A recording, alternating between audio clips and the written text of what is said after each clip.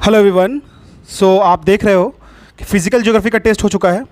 Physical geography का test जो था वो आपको प्रीलिम्स मेंटरशिप प्रोग्राम का जो पार्ट था, बेसिकली इसमें यही है कि वीकली टेस्ट और साथ साथ में ही जो टॉपिक वाइज भी क्वेश्चंस होंगे 50 क्वेश्चंस उसको हम लोग रखने वाले हैं। देखो जो भी टेस्ट आप लोगों ने दिया है, लगभग 15-20 एस्पिरेंट्स ने दिया है, तो मुझे ये एक ट्रेस मिला कि आप लोग क्या कर रहे हो ना, कि मैंने एक देखा कि आप लोग 17, 18, 90, 20 या फिर 15, 16 ऐसे क्वेश्चंस को नेगेटिव कर रहे हो। अब इस बात को पॉइंट करने का मेरा सिंपल सा मतलब यही है कि अगर आप इतने ज़्यादा क्वेश्चंस को नेगेटिव करते हो तो इससे क्या मतलब इफेक्ट पड़ता है आपके रिजल्ट पे। जब आप देखोगे कि एग्ज़ाम आप दे रहे हो 1/3 नेगेटिव है कहीं पे या फिर 1/4 नेगेटिव है, अगर 1/4 नेगेटिव होता है आपका किसी भी MCQ के सीरीज़ में, तो आप इस चीज़ को एफर्ट कर सकते हो कि अगर आपको मान लो कि 4 ऑप्शन है, 1, 2, 3, 4, उसमें से अगर आपको 2 ऑप्शंस पता है प्रोबेबिलिटी, तो 50% आपकी प्रोबेबिलिटी सही होने की चांसेस है। और इसमें 50% सही होने की चांसेस है, देन 1/4 इंटू 1/2 कर सकते हो आप। तो इसमें एक चांसेस आपका ये बन जाएगा कि हाँ ठीक है, इवन दो क्वेश्चन गलत होता है फिर भी हम रिकवर कर सकते हैं। अगर किस केस में, तो ये केस आपका तब बनेगा जब आपका 1/4 नेगेटिव होगा। लेकिन आजकल एग्जाम में जैसे BPSC ही देख लो, वहाँ पे 1/3 नेगेटिव है। 1/3 नेगेटिव है तो यार थोड़ा सा मुश्किल हो जाएगा इसमें, ठीक है। तो 15, 16, 17 अगर आप 50 में गलत कर रहे हो तो 100 में आपका गलत हो जाएगा 40, 60 सही 40 गलत, 10 क्वेश्चन और कर लो 50 नंबर आ गया। इसी तरीके से अगर आप 150 में कर लो और 10 और कम कर लो तो कैसे होगा, मतलब मुश्किल होगा थोड़ा। 70-80 के बीच में रह जाओगे, 75 to 80 के बीच में रह जाओगे। तो मेरा कहना यही है ना कि आपको कैसे भी, अगर आप 50 क्वेश्चन सॉल्व कर रहे हो तो आपको ये नेगेटिव ना ड्रैग करके कम से कम 7 से 10 के बीच में लेके आना है। चलो ये प्राइमरी टारगेट नहीं रखते हैं, प्राइमरी टारगेट हम लोग इसको रखते हैं 10 से लेके 12, उसके बाद हम लोग इसको 7 से 10 करेंगे। 10 से 12 क्वेश्चन अगर आप लगता है कि आपने थोड़ा रिस्क लिया है तो उसके बाद आपको लुक नो फर्दर वाली कंडीशन को क्रिएट करना पड़ेगा। उसमें सिंपल सा बेसिक एटीट्यूड यही होगा आपका कि अब आगे कोई भी क्वेश्चन है जहाँ पे आप श्योर नहीं हो रहे हो वहाँ पे आप क्वेश्चन को छोड़ोगे, ठीक है। चलिए ये हुआ, ठीक है। अगर आप कोई भी नए हो और आप चाहते हो कि प्रीलिम्स मेंटरशिप बैच को ज्वाइन करना, तो आप मुझे मैसेज कर सकते हो। आपको टेलीग्राम ग्रुप की लिंक मिल जाएगी, साथ में ही व्हाट्सएप नंबर भी मिल जाएगा। स्टार्ट करते हैं हम लोग टेस्ट 1 फिजिकल ज्योग्राफी का डिस्कशन करेंगे, एक एक क्वेश्चन को समझेंगे, ब्रेक करेंगे, हर एक पॉइंट को समझेंगे, उसके बाद ही आगे बढ़ेंगे। क्वेश्चन नंबर 1 कह रहा है which of the following are direct source of information about the earth interior. तो अर्थ का इंटीरियर का डायरेक्ट सोर्सेस क्या है। बेसिकली अगर हम लोग बात करें तो इसमें volcanic eruption, magnetic field, gravitation, mining, ये 4 ऑप्शन दे रखा है। अगर हम लोग बात करें वॉल्केनिक इरप्शन का और माइनिंग का, ये दोनों जो है ना, ये आपको अर्थ के इंटीरियर का इंफॉर्मेशन देता है। माइनिंग में भी अगर हम लोग क्वेश्चन को ठीक से फ्रेम करें तो इसको हम लोग पढ़ सकते हैं डीप अर्थ माइनिंग, ठीक है। ये दोनों इंफॉर्मेशन देता है। लेकिन वैसे भी आप देखो, ग्रेविटेशन की बात कर लेंगे तो ग्रेविटेशन ऐसा कोई भी फैक्टर नहीं है जो आपको अर्थ के इंटीरियर का इंफॉर्मेशन देगा, ठीक है। अब देखो, लेकिन आप कह सकते हो कि पोल पे ग्रेविटी ये होता है, फिर इंटीरियर, जैसे ही मेरा अगर मान लो एक इन्फॉर्मेशन आप कलेक्ट कर सकते हो कि जैसे अर्थ का डायमीटर जो होता है वो रेडियस की तरफ ज़्यादा होता है, तो वहाँ पे आपको ग्रेविटेशनल पुल कम या ज़्यादा होता है। फिर हम लोग रिस्पेक्टिव पोल पे चले जाते हैं तो यहाँ पे ग्रेविटेशनल पुल हमको ज़्यादा होता है। तो कुछ तो इन्फॉर्मेशन दे सकता है ना, हाँ मैं कह सकता हूँ दे सकता है। तो इसको हम लोग एज ए इनडायरेक्ट रिलेशन के फॉर्म में हम लोग कंसिडर करते हैं। और जो मैग्नेटिक फील्ड और ग्रेविटेशन का जो आंसर होगा ना, वो इनडायरेक्ट सोर्सेस होता है इन्फॉर्मेशन का about the earth interior. Indirect sources की बात कर ले तो seismic waves, meteoroids, gravitation, radio activities, these are the indirect sources. But यहाँ पूछ रहा है हमें डायरेक्ट सोर्सेस, तो हमें डायरेक्ट सोर्सेस तो सिर्फ वोल्केनिक इरप्शन और माइनिंग पे ही डिपेंड करेगा, ठीक है। माइनिंग में भी to be very precise deep earth mining होगा। तो आंसर हमारा पूछ रहा था करेक्ट आंसर, तो हमारा आंसर 1 and 4 हो जाएगा। 1 and 4 आंसर ए हो जाएगा। अब देखो, सबसे पहले जब आप क्वेश्चन को बनाने जाओगे ना, तो आपको देखना है कि क्वेश्चन में क्या पूछ रहा है, करेक्ट पूछ रहा है, इनकरेक्ट पूछ रहा है। अब सबसे पहले तो इस चीज़ को देख लेना, आपने इस इन्फॉर्मेशन को रीड किया, उसके बाद नीचे जाके चेक करना करेक्ट पूछ रहा है कि इनकरेक्ट पूछ रहा है। क्योंकि क्या होता है, हम लोग जल्दबाजी में कभी अगर यहाँ इनकरेक्ट लिख दिया ना तो करेक्ट टिक करके आ जाते हैं।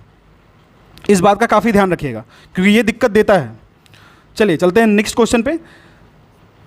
नेक्स्ट क्वेश्चन क्या कह रहा है, consider the following statement with reference to earth crust. Earth के क्रस्ट के बारे में बोल रहा है, चलो ठीक है। अर्थ क्रस्ट के फॉर्मेशन के बारे में बात कर रहा है, चलो इससे भी अच्छी बात है।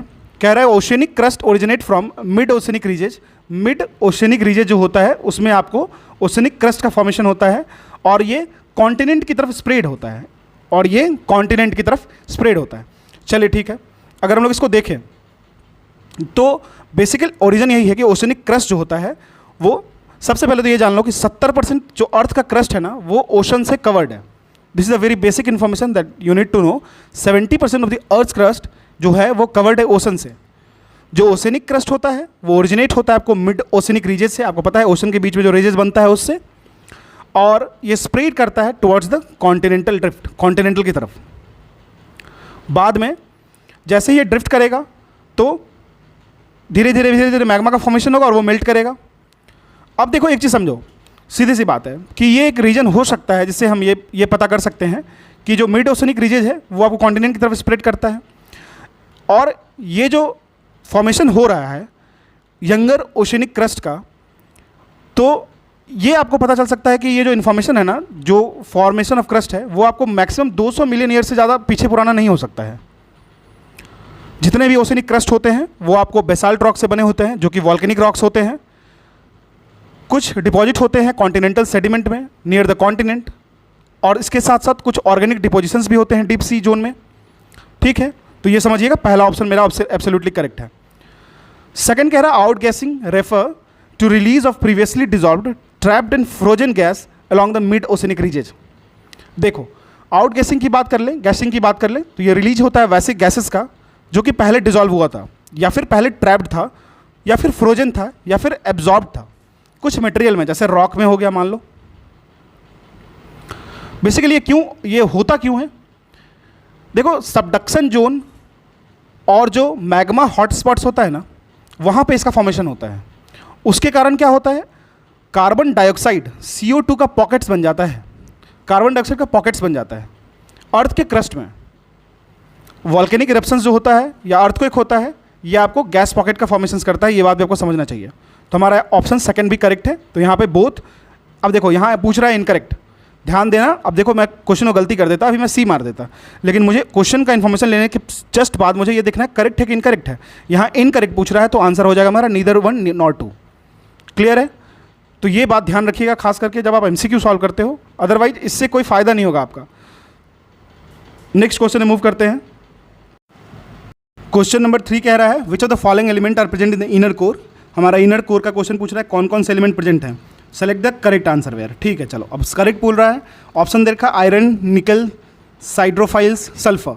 तो देखो आपको पता होगा नीफे, निकल, नीफे, सीमा तो आपको पता चलता होगा कहीं ना कहीं। आयरन आपको पता है वेट वाइज अगर हम लोग इनर कोर की बात कर लें तो आपको 80% आयरन है, ये इन्फॉर्मेशन आपको पता होना चाहिए। निकल आपको 5 से लेकर 15% है, 5 to 15% निकल है। साइड्रोफाइल की बात कर लेते हैं, आपको 2 से 3% आपको देखने को मिल जाएगा। सल्फर प्लस O2 अगर हम लोग बात कर लेते हैं तो आपको 5 से लेकर 10% देखने को मिल जाएगा। ये इन्फॉर्मेशन आप ऐड कर सकते हो। देखो सॉलिड स्फेरॉइड शेप होता है जिसमें आपको देखा जाए इनर कोर में अर्थ का होता है वो डिफरेंट मेटल से बना होता है, खास करके मोस्टली आयरन एंड निकल। आयरन कंसिस्ट करता है 80%, निकल होता है 5 से 15%। ये बात ध्यान रखिएगा। एक चीज़ और याद रखिएगा, साइड्रोफाइल भी एक कॉम्पोजिशन है, ये ध्यान रखिएगा। या फिर वैसे एलिमेंट्स जो डिजॉल्व हो जाते हैं आयरन में वो भी फाउंड होता है इनर कोर में। The condition is very simple, mostly iron that is 80%, then nickel 5 to 15%, then siderophiles 2 to 3% you can say, and those elements जो डिजॉल्व हो जाता है आयरन में वो भी आपको कॉमनली देखने को मिलेगा। ठीक है, इस बात का ध्यान रखिएगा खासकर इनर कोर में। इसके बाद ये जो एलिमेंट्स होते हैं इसमें आपको गोल्ड भी हो सकता है, कोबाल्ट भी हो सकता है, प्लेटिनम भी हो सकता है। Most of the earth sulphur की अगर बात कर लें तो वो कोर में ही मिलता है आपको देखने को। मैं फिर से रिपीट करता हूँ, मोस्ट ऑफ द अर्थ का जो सल्फर है वो आपको कोर में ही मिलता है। मैंने बताया आयरन 80%, निकल 5 to 15%, साइड्रोफाइल्स 2 to 3%, sulphur and oxygen 5 to 10%। ठीक है, तो आयरन भी होता है, निकल भी होता है, साइड्रोफाइल्स भी होता है, सल्फर भी होता है। क्लियर है? करेक्ट पूछा था, चारों हो जाएगा, आंसर हमारा डी हो जाएगा। अब देखो अगर इनर कोर की बात आई है तो हम लोग फॉर्मेशन की बात कर लेते हैं। इनर कोर और अदर लेयर ऑफ द अर्थ जो होता है वो फॉर्म होता है आपको बेसिकली एक सरफेस, एक एक्यूरेशन प्रोसेस हुआ था प्लैनेट का सोलर सिस्टम में। वहाँ पे क्या होता है, लाइटर सिलिकेट मिनरल्स जो होते हैं वो सेपरेट हो जाते हैं किन से, तो जो ज़्यादा डेंसर मेटालिक मिनरल हैं उनसे। जो लाइटर एलिमेंट होते हैं वो नेचुरली आपको प्लेनेट के टॉप पे आ जाते हैं। इससे क्या होता है, जो जब लाइटर प्लेनेट के टॉप पे आ जाएंगे तो डेंसर ऑब्वियसली बात है ये आपको सेंटर पे या फिर उसके इनर कोर में चले जाएंगे। ये जो प्रोसेस होता है वो लार्जली एक्सोथर्मिक होता है। एक्सोथर्मिक का मतलब यही होता है कि heat will evolve, heat will release, ठीक है, जिसके कारण क्या होता है, जो हमारा अर्थ, इंटायर अर्थ है, वो उसकी जो हीट होती है इंटीरियर अर्थ, वो लगभग आपको 2000 डिग्री सेल्सियस देखने को मिलती है। इनर कोर जो होता है उसकी कुछ कैरेक्टरिस्टिक होती है, सॉलिड स्फेरॉइड शेप का होता है, अप्रॉक्सीमेटली 5200 डिग्री सेल्सियस तक जाता है, और फ़ारेनहाइट में बात कर ले तो 9800 डिग्री फ़ारेनहाइट तक जाएगा। ये आपको अपना खुद का मैग्नेटिक फील्ड जनरेट करता है, क्योंकि यहाँ पे नॉर्थ और साउथ पोल बनता है बिकॉज ऑफ दी मेल्टिंग लावा, ठीक है। सॉलिड का जो प्लेट्स का जो मूवमेंट होता है इंटीरियर, उसके कारण उसकी वजह से इसकी जो रेडियस होती है वो लगभग 1220 किलोमीटर होती है। ये इन्फॉर्मेशन एडेड इन्फॉर्मेशन है, ये आपको कलेक्ट कर लेना चाहिए क्योंकि ये आपको हेल्प करेगा आगे। Let's move to the next question. देखो ऐसे ही अगर आप इस प्रोग्राम में जुड़ोगे तो आपको हर एक टेस्ट का एक्सप्लेनेशन ऐसे ही मिलेगा। वैसे तो मैंने स्टार्टिंग में सोचा था कि आंसर की दूंगा, लेकिन ये थोड़ा सा मुझे मेहनत करने को ज़्यादा लगा कि मेरे को करना चाहिए और मेहनत, क्योंकि जो भी जुड़े हैं मेरे से उनको ये पता होना चाहिए कि एटलीस्ट उन्होंने अगर कुछ एक्सपेक्ट किया तो मैं उस पर पूरा का पूरा खरा उतरूँ, ठीक है। कैसे भी मुझे देखो, अगर मान लो 60 बच्चे हैं तो मुझे कम से कम इसमें से 40 के या 35 के बच्चों के जो प्रीलिम्स रिजल्ट चाहिए, ठीक है। ये आप बस एकदम हार्ड एंड फास्ट करके रखो, चाहे उसके लिए आपको जो भी करना पड़े, और मुझे जो करना होगा मैं करूँगा। Consider the following statement about the interior of the अर्थ, ठीक है। इंटीरियर ऑफ द अर्थ की बात कर लेते हैं। चलिए, कह रहा है oceanic crust does not contain an abundance of Seema rock. अब देखो, सबसे पहले जान लो इंटीरियर ऑफ द अर्थ की बात पूछा है, ठीक है, मैं रेडी हूँ आंसर सॉल्व करने के लिए। दूसरा कह रहा है कि करेक्ट कौन सा है, तो ओशियनिक क्रस्ट जो है ना वो कह रहा है does not contain an abundance of sima. तो देखो, तो ये करेक्ट पूछ रहा है। तो देखो, ओशियनिक क्रस्ट का बात कर रहा है, क्रस्ट का जब भी बात करेगा तो इसमें सीमा आपको नहीं देखने को मिलेगी। अगर क्रस्ट की बात करें तो ये डिस्क्राइब करता है आउटर मोस्ट सेल को किसी भी टेरेस्ट्रियल प्लैनेट का। ओशियनिक क्रस्ट की बात कर ले, ये आपको मोस्टली कंपोज होता है different type of basaltic lava से बनता है, बेसाल्ट होगा। अगर बात करें तो जियोलॉजिस्ट के अकॉर्डिंग तो ये रॉक्स को, ओशियनिक क्रस्ट को सीमा से रेफर करते हैं। देखो मेनली अगर हम लोग इस चीज़ को समझें, sima stand for what, silica and magnesium, ठीक है। तो मोस्ट अबंडेंट मिनरल जो होता है ओशियनिक क्रस्ट का वो आपको सियाल होता है। अब देखो ये क्वेश्चन को आप देखोगे ना तो 3 जगह ऐसा पॉइंट बनाए गए हैं जहाँ पे आप कंफ्यूज हो गए। अभी देखो, मैं खुद, अगर मेरा देखा है तो मैं खुद कंफ्यूज हो गया था। किस तरीके से? सबसे पहले आप ये समझो कि इन्होंने कहा है oceanic crust does not contain an abundance of Seema rock. इन्होंने ये निगेट किया है कि उसमें होता नहीं है सीमा रॉक्स, ठीक है, पहला दिया है। उसके बाद बोल रहा है कि कौन सा स्टेटमेंट उसमें करेक्ट है। अब देखो, आप इस तरह की क्वेश्चन जब लूप बनती है ना तो आप थोड़ा सा कन्फ्यूजन होता है, हाइपर कन्फ्यूजन होगा यहाँ पे। सीधी सी बात है, क्रस्ट की बात करें वो वैसे सरफेस को डिस्क्राइब करता है जो आपको टेरेस्ट्रियल प्लैनेट का एक तरीके से सेल होगा, सेल कहते हैं। ओशियनिक क्रस्ट जो होता है वो आपको मोस्टली कंपोज होता है डिफरेंट टाइप ऑफ बेसाल्ट से।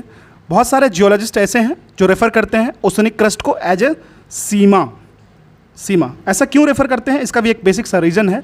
सीधी सी बात है, सीमा का मतलब ही होता है, it stand for silicate and magnesium, silicate and magnesium. अब देखो, सिलिकेट और मैग्नीशियम क्यों कहते हैं इसको, क्योंकि जो सबसे ज़्यादा मोस्ट अबंडेंट मिनरल है ओशियनिक क्रस्ट का वो आपको देखने को मिलता है सीमा, ठीक है। तो ये हमारा जो ऑप्शन है डज नॉट, तो ये हमारा, ये देखा जाए तो ये हमारा रॉन्ग हो गया, क्योंकि यहाँ पे कंटेंट तो करता है। सेकंड स्टेटमेंट देख लेते हैं, कहता है outer core is liquid because of the very high pressure. The outer core जो अर्थ का है ना वो लिक्विड स्टेट है, वाइल द इनर कोर जो है वो सॉलिड स्टेट है। जो मेटालिक निकल आयरन आउटर कोर में होता है वो लिक्विड होता है क्योंकि हाई टेम्परेचर होता है। ये अगर देखा जाए, इसके साथ साथ इंटेंस प्रेशर, जैसे जैसे आप अंदर की तरफ जाओगे with increase toward the inner core, तो क्या होगा, यहाँ क्या कह रहा है, outer core is liquid because the very high pressure. No, ये सिर्फ और सिर्फ ये प्रेशर की वजह से नहीं होता है, ये आपको वेरी हाई टेम्परेचर की वजह से होता है। ये याद रखिएगा, जो आउटर कोर ऑफ द अर्थ होता है वो लिक्विड होता है, while the inner core of the अर्थ जो होता है वो सॉलिड स्टेट का होता है।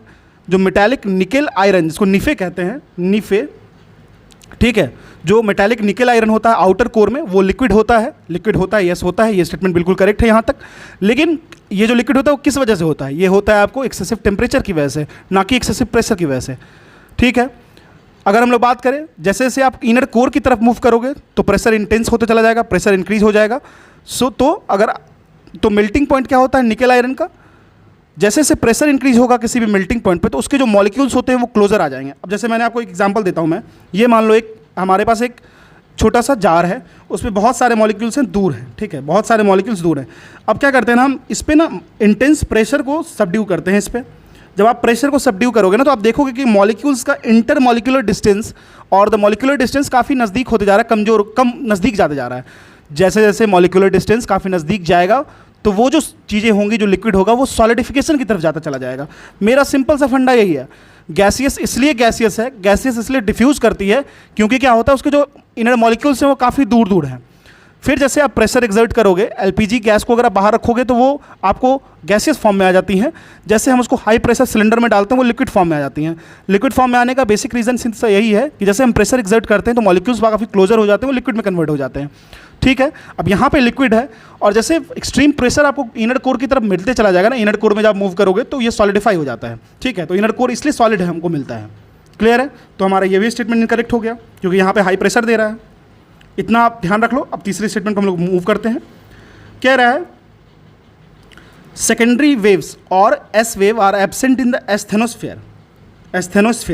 ठीक है, अब देखो एक चीज़ समझो, मेंटल जो होता है ना, उसमें आपको जो मेंटल की बात कर लेते हैं वो एक वीकर जोन होता है, उसमें एक वीकर जोन होता है, उसको हम कहते हैं एस्थेनोस्फेयर।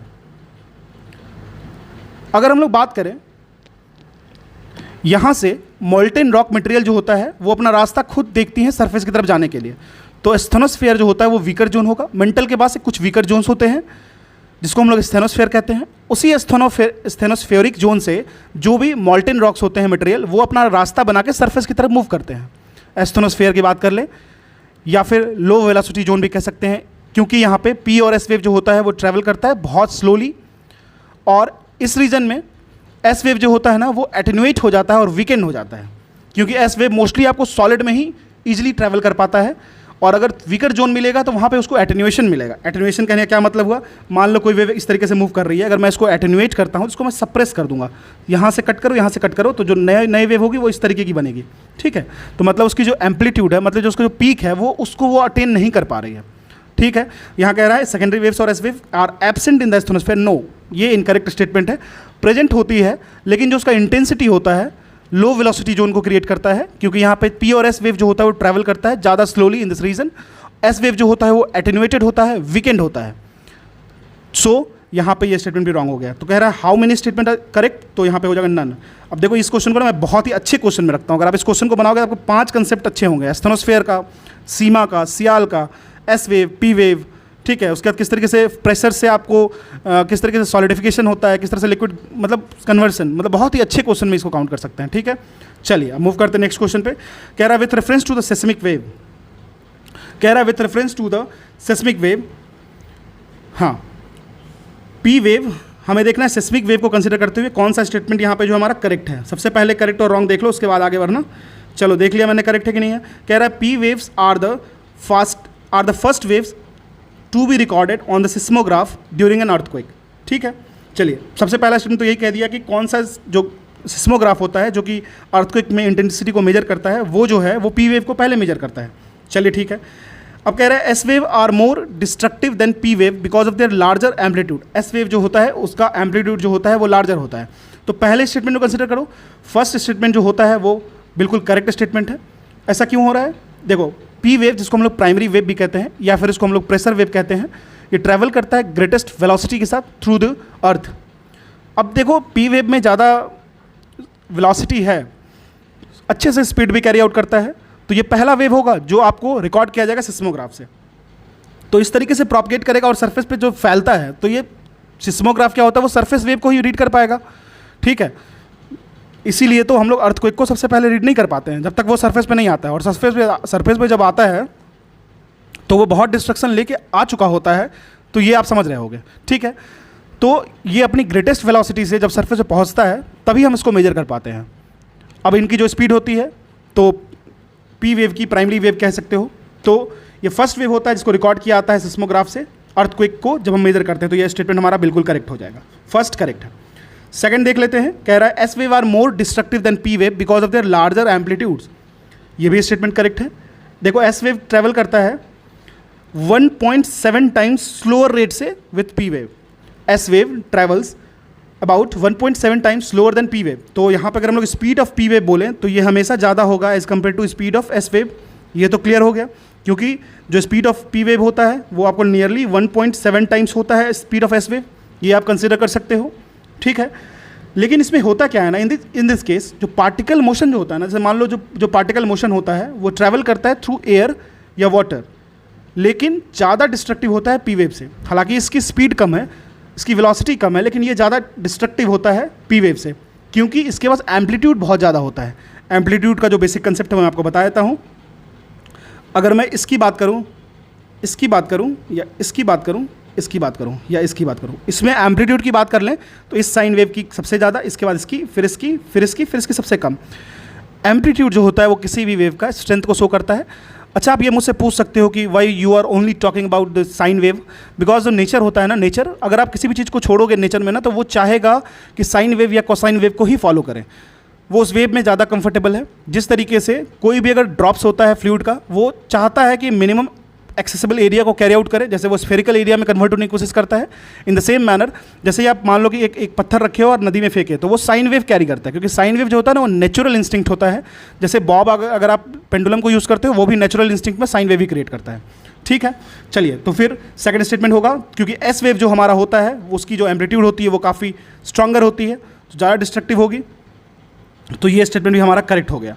आराम से कंसिडर कीजिएगा चीज़ों को, बहुत ज़्यादा थरफड़ाने की जरूरत नहीं है। स्टेटमेंट थर्ड देख लेते हैं, कहता है रेले वेव्स, इसको R wave cause only horizontal shearing of the ground. अब देखो ये स्टेटमेंट जो है आपको वो इनकरेक्ट स्टेटमेंट है। रेले वेव्स जो होता है, जिसको हम लोग ग्राउंड रोल भी कहते हैं, ये आपको रिपल की तरह ट्रैवल करता है, similar to those on the surface of water. जिस तरीके से सरफेस ऑफ वाटर पे रिपल क्रिएट होता है। रिपल में क्या होता है, रिपल कहने का मतलब यही होता है, एक आपको एक्सट्रीम पॉइंट होगा, एक आपको बॉटम पॉइंट होगा, ठीक है। एक मिनिमम एक मैक्सिमम पॉइंट होगा, जिसको क्रेस्ट एंड ट्रफ कहते हैं। वो फॉर्मेशन करते करते आगे की तरफ रिपेल करके आगे बढ़ेगा, ठीक है। रिपलिंग इफेक्ट होता है।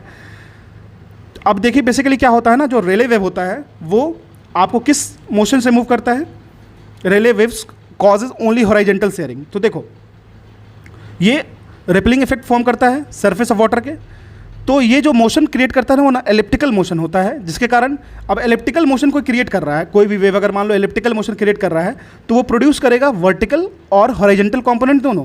एक वर्टिकल कंपोनेंट भी होगा, एक हॉरिजॉन्टल कंपोनेंट भी होगा, क्योंकि इसके तो एलिप्टिकल अगर मोशन में वो कैरी आउट करेगी तो ऑब्वियस है आपको horizontal component and vertical component दोनों होगा। बट यहाँ पे कह रहा है Rayleigh waves cause only horizontal shearing of the ground, so that's the wrong statement. तो हमारा फोर्थ देख लेते हैं। फोर्थ स्टेटमेंट क्या कह रहा है, love waves usually travel slightly slower then relay wave. तो ये स्टेटमेंट एब्सोल्युटली इनकरेक्ट है, क्योंकि लव वेव जो होता है वो आपको हॉरिजॉन्टल शेयरिंग होता है ग्राउंड का। लव वेव की अगर स्पीड की बात कर ले तो आपको 4.4 किलोमीटर पर सेकंड के रफ्तार से चलता है, यूजुअली स्लाइटली फास्ट चलता है रेले वेव से। रेले वेव का जो स्पीड होता है वो आपको लगभग 3.5 किलोमीटर पर सेकंड के रफ्तार से चलता है। ये मूव करते हैं parallel to the earth surface और perpendicular to the direction of propagation.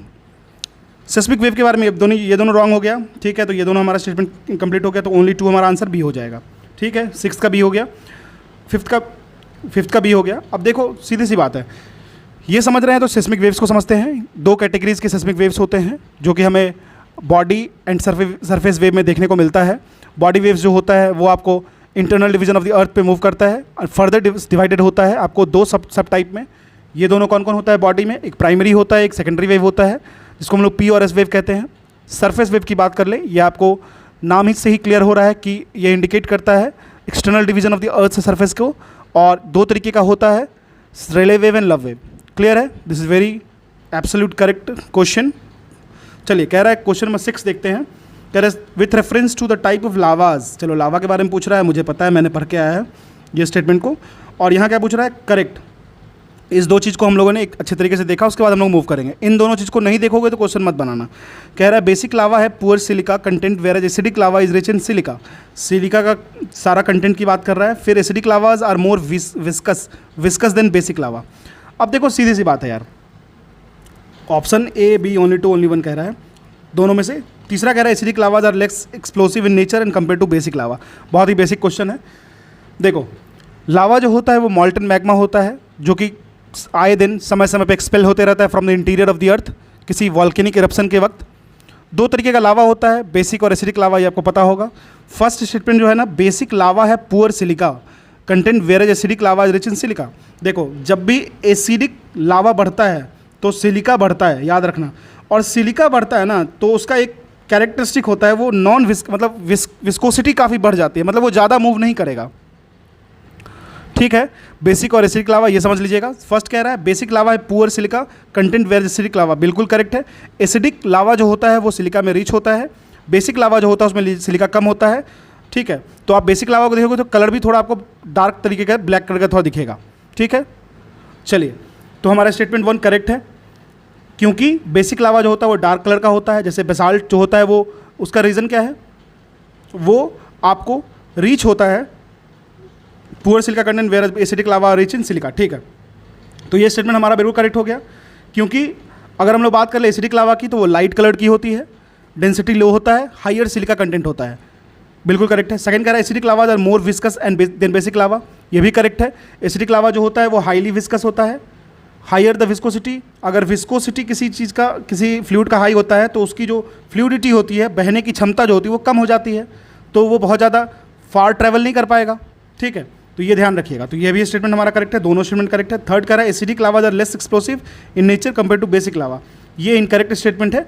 देखो क्या होता है ना कि एसिडिक लावा आपको ना जमते चलाता है। जब मान लो ये आपका एक तरीके से वोल्केनो है तो एसिडिक लावा जो हाइयर विस्कस होता है ना तो वो ऐसे निकलेगा धीरे धीरे धीरे धीरे धीरे धीरे, उसकी जो स्प्रेड एरिया होती है वो कम होती है। तो क्या होता है ना, समय के साथ धीरे धीरे जैसे जमता है ना तो वो धीरे धीरे यहाँ पे वेंट क्रिएट कर देता है, इसको एक ढक्कन की तरह बना देता है। जैसे वेंट क्रिएट होगा और अंदर से लावा बढ़ते जाएगा बढ़ते जाएगा बढ़ते, एकाएक एक्सप्लोसिव नेचर हो जाएगा इसका, समझ रहे हो। तो एक लाउड एक्सप्लोजन होता है, वो आपको सिलिका लावा जो एसिडिक लावा है उसकी वजह से होता है। बेसिक लावा जो होता है वो चुपचाप बहता है, शांति से बहता है और दूर जाता है वोल्केनो से और बहुत ज़्यादा एक्सप्लोसिव नहीं होता है। क्लियर है, तो हमारा ये स्टेटमेंट रॉन्ग हो गया। फर्स्ट एंड सेकंड करेक्ट है, ओनली 2 हो जाएगा, आंसर हमारा बी हो जाएगा। कह रहा है consider the following statement with reference to the distribution of the earthquake in the world. Earthquake का जो डिस्ट्रीब्यूशन है उसको हम लोग समझते हैं, उसमें क्या क्या कह रहा है। देखो बेसिक सा बात है, अर्थक्वेक का मेजर जो रीजन है, अर्थ का जो मेजर अर्थक्वेक रीजन है वो मोस्टली रीजन आता है आपको मार्जिन्स ऑफ टेक्टोनिक प्लेट्स। ठीक है, कह रहा है seismic activity is uniform throughout the circum Pacific belt where most earthquake occurs. बिल्कुल ये स्टेटमेंट तो आपको पता होगा कि यहाँ पे जो सिस्मिक एक्टिविटी होती है वो काफ़ी, देखो सबसे पहले एक चीज़ समझो, मैंने इसको करेक्ट बोला लेकिन इसके करेक्ट और इनकरेक्ट होने में फ़र्क है। यहाँ मैंने इस स्टेटमेंट को रीड किया और करेक्ट बोला क्योंकि मुझे ये सर्कम पैसिफिक बेल्ट पे ये मुझे पता है कि हाँ ये होता है, लेकिन क्या मैंने इस चीज़ को ध्यान दिया कि यहाँ पे यूनिफॉर्म कह रहा है, यूनिफॉर्मिटी नहीं होगा जब अर्थक्वेक आएगा तो। ठीक है, तो स्टेटमेंट सेकंड एब्सोल्युटली रॉन्ग है। क्यों रॉन्ग है, जो सिस्मिक एक्टिविटीज़ होती है वो कभी भी आपको नॉन यूनिफॉर्मिटी नहीं दिखेगी, ये नॉन यूनिफॉर्म होती है through out the circum Pacific belt. Circum Pacific belt आपको पता होगा इस तरीके से दिखता है। ठीक है, तो ये नॉन यूनिफॉर्मिटी को ही शो करेगा, तो ये स्टेटमेंट हमारा बिल्कुल रॉन्ग हो गया। जो अगर मोस्ट इंपॉर्टेंट अगर हम लोग बात कर ले अर्थक्वेक के रीज़न का, तो यहाँ पे आपको सर्कम पैसिफिक बेल्ट दिखता है जो कि इफेक्ट करता है मोस्टली कोस्टल पॉपुलेटेड रीजन्स को अराउंड द पैसिफिक ओशन, जैसे those in the New Zealand, New Guinea, Japan, Aleutian island, Alaska और western coast of the northern and South America. Clear हो गया। स्टेटमेंट 1 की बात कर लेते हैं, अर्थ का मेजर अर्थक्वेक, तो ये एब्सोल्युटली करेक्ट स्टेटमेंट है। स्टेटमेंट सेकंड जो हमारा है वो हमारा इनकरेक्ट है, तो हमारा पहला करेक्ट हो गया, सेकंड इनकरेक्ट हो गया। अब थर्ड क्या कह रहा है, Alpine Himalayan belt is the region of occurrence of more than half of the earthquake in the world. बिल्कुल इनकरेक्ट है। जो सर्कम पैसिफिक बेल्ट है ना वहाँ पे आपको 2/3 मतलब 66% ऑफ अर्थक्वेक वहीं होता है। एल्पाइन हिमालयन बेल्ट की बात कर ले तो ये आपको 15 से लेके 15 से 17% के अर्थक्वेक को कैरी आउट करता है, तो हमारा ये भी रॉन्ग हो गया, तो ओनली 1 हो जाएगा, तो आंसर हमारा ये हो जाएगा। ठीक है, ध्यान रखिएगा। अब ये जो मैंने आपको बताया उसमें आपको एल्यूशियन प्लेट, पैसिफिक ओशन में, फिर कैरेबियन प्लेट, कहाँ कहाँ पे प्लेट को एक बार जरूर देख लेना। Question number 7 answer is A. Let's move to the next question. कह रहा है with reference to the earthquake consider the following statement. Earthquake को कंसीडर करके स्टेटमेंट को देखना है। ठीक है, चलिए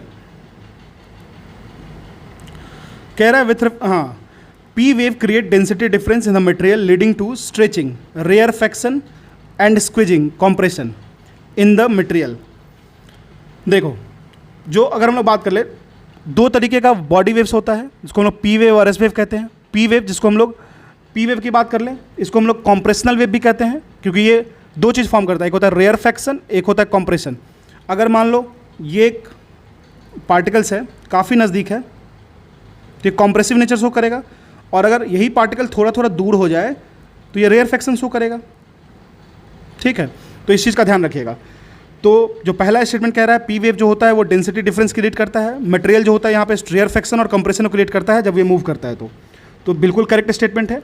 दो तरीके का बॉडी वेव होता है, इसको पी और एस कहते हैं। पी वेव जो होता है वो आपको कॉम्प्रेशनल वेव होता है, जब वो, क्योंकि ये प्रोड्यूस करता है रेयरफेक्शन और कंप्रेशन, जब ये ट्रैवल करता है किसी मीडियम से, तो ये ध्यान रखिएगा, इस तरीके से मूव करेगा। स्टेटमेंट 2 कह रहा है एस वेव क्रिएट ट्रफ। अब एस वेव इस तरीके से मूव करता है, तो यहाँ पे आपको क्रेस्ट और ट्रफ का फॉर्मेशन होता है, ये ध्यान रखिएगा। तो एस वेव जो होता है वो ट्रांसवर्स वेव होता है, ये ट्रांसवर्स वेव का प्रोपगेशन है। इसको हम लोग शियर वेव भी कहते हैं और डिस्टॉर्शनल वेव भी कहते हैं। ये जो होता है वो एनालॉगस होता है वाटर के रिपल से या लाइट के वेव से। ट्रांसवर्स वेव्स और शियर वेव्स का मतलब होता है कि जो डायरेक्शन ऑफ वाइब्रेशन होगा पार्टिकल का या किसी भी मीडियम का, वो परपेंडिकुलर होगा डायरेक्शन ऑफ प्रोपगेशन के। अब देखो कैसे हो रहा है ये। अब देखो ट्रांसवर्स वेव है एस वेव, एस जो है वो ट्रांसवर्स वेव है, वो साइनोसॉइडल वेव में जा रहा है। ठीक है, मेरा डायरेक्शन ऑफ प्रोपगेशन ये हो गया, लेकिन ये मूव कैसे कर रहा है, ऐसे मूव कर रहा है, ऐसे मूव कर रहा है, मतलब ऊपर की तरफ कर रहा है, ऐसे कर रहा है, तो डायरेक्शन ऑफ प्रोपगेशन के परपेंडिकुलर हो रहा है। तो डायरेक्शन ऑफ मोशन के अगर वेव परपेंडिकुलर मूव करते हुए चलता है तो ये तुम्हारा ट्रांसवर्स वेव होता है, और ये ट्रांसवर्स वेव होता है वो एस वेव जो होता है वो ट्रांसवर्स वेव को नोचर को शो करता है। क्लियर हो गया? तो सेकंड हमारा एब्सोल्युटली करेक्ट होगा। अब ये ट्रांसवर्स वेव जो होता है साइन वेव को कैरी आउट करता है, साइन वेव तुम्हारा क्रेस्ट और ट्रफ को फॉर्मेशन करता है, तो एब्सोल्युटली करेक्ट स्टेटमेंट हो गया। तो हमारा पहला स्टेटमेंट भी करेक्ट है, सेकंड भी करेक्ट है। अब शैडो जोन की बात कर रहा है, एस वेव और P wave have help scientist identify the composition of, बिल्कुल सीधी सी बात है। शैडो वेव एस जो सिर्फ सॉलिड से फ्लो करेगा, अगर वहाँ पे वो फ्लो नहीं कर पा रहा ढंग से, ठीक है, एस्थेनोस्फेयर को थोड़ा सा अगर कंसिडर करेंगे तो सॉलिड में, सिर्फ सॉलिड में फ्लो करेगा, तो वहाँ से अगर एस नहीं फ्लो कर रहा, अगर मान लो पी वेव ही जा पा रहा है, मतलब वो एरिया सॉलिड है। अगर सॉलिड में फ्लो करने वाली कोई फ्लूइड है, सॉलिड में फ्लो करने वाली कोई वेव है, अगर हम लोग सिर्फ और सिर्फ सॉलिड वाले सरफेस को देखेंगे, अगर वो लिक्विड है वहाँ पे वो नहीं फ्लो कर पा रही है, तो हम लोग उसको बिना देखे ही बता सकते हैं ना यहाँ पे लिक्विड है। ठीक है, तो ये बिल्कुल करेक्ट स्टेटमेंट है, हमारा तीनों स्टेटमेंट करेक्ट हो जाएगा। तो यहाँ पे हमारा हो जाएगा ऑल थ्री, आंसर सी हो जाएगा। शैडोजेन की बात कर ले, वो डिफाइन होता है as the area where these waves are not detected due to their inability to reach there depending on their characteristic feature. जो जोन होता है, अगर जोन की बात कर ले तो 105 डिग्री से लेके 105 से लेके 145 डिग्री होता है फ्रॉम एपी सेंटर। क्लियर है, ये समझ लीजिएगा। चलिए आगे बढ़ते हैं। अब जो सुनामी है वो किस लैंग्वेज से डिराइव्ड है, ये आपको जापानीज से है। देखो मैंने इसको अब 9 क्वेश्चन सॉल्व करके थक गया हो गया, 8 क्वेश्चन, तो एक मैं डाल दिया बच्चे वाला क्वेश्चन। ये सब का इसका एक्सप्लेनेशन देने की कोई जरूरत नहीं है। चलिए 10th पे मूव करते हैं। 10th कह रहा है with reference to the distinction between geysers and hot spring consider the following statement. Geysers और हॉट स्प्रिंग्स की बात करते हैं। गीजर्स एंड हॉट स्प्रिंग्स के बारे में क्वेश्चन है। बेसिकली इसके स्टेटमेंट्स को देखते हैं। कह रहा है the superheated water in hot spring is cooled before reaching the surface, whereas in geyser the superheated water collects its underground pockets. देखो यार, सीधी सी बात है, ग्राउंड वाटर जो होता है वो परकुलेट करता है through porous rock into fractures deep underground segments.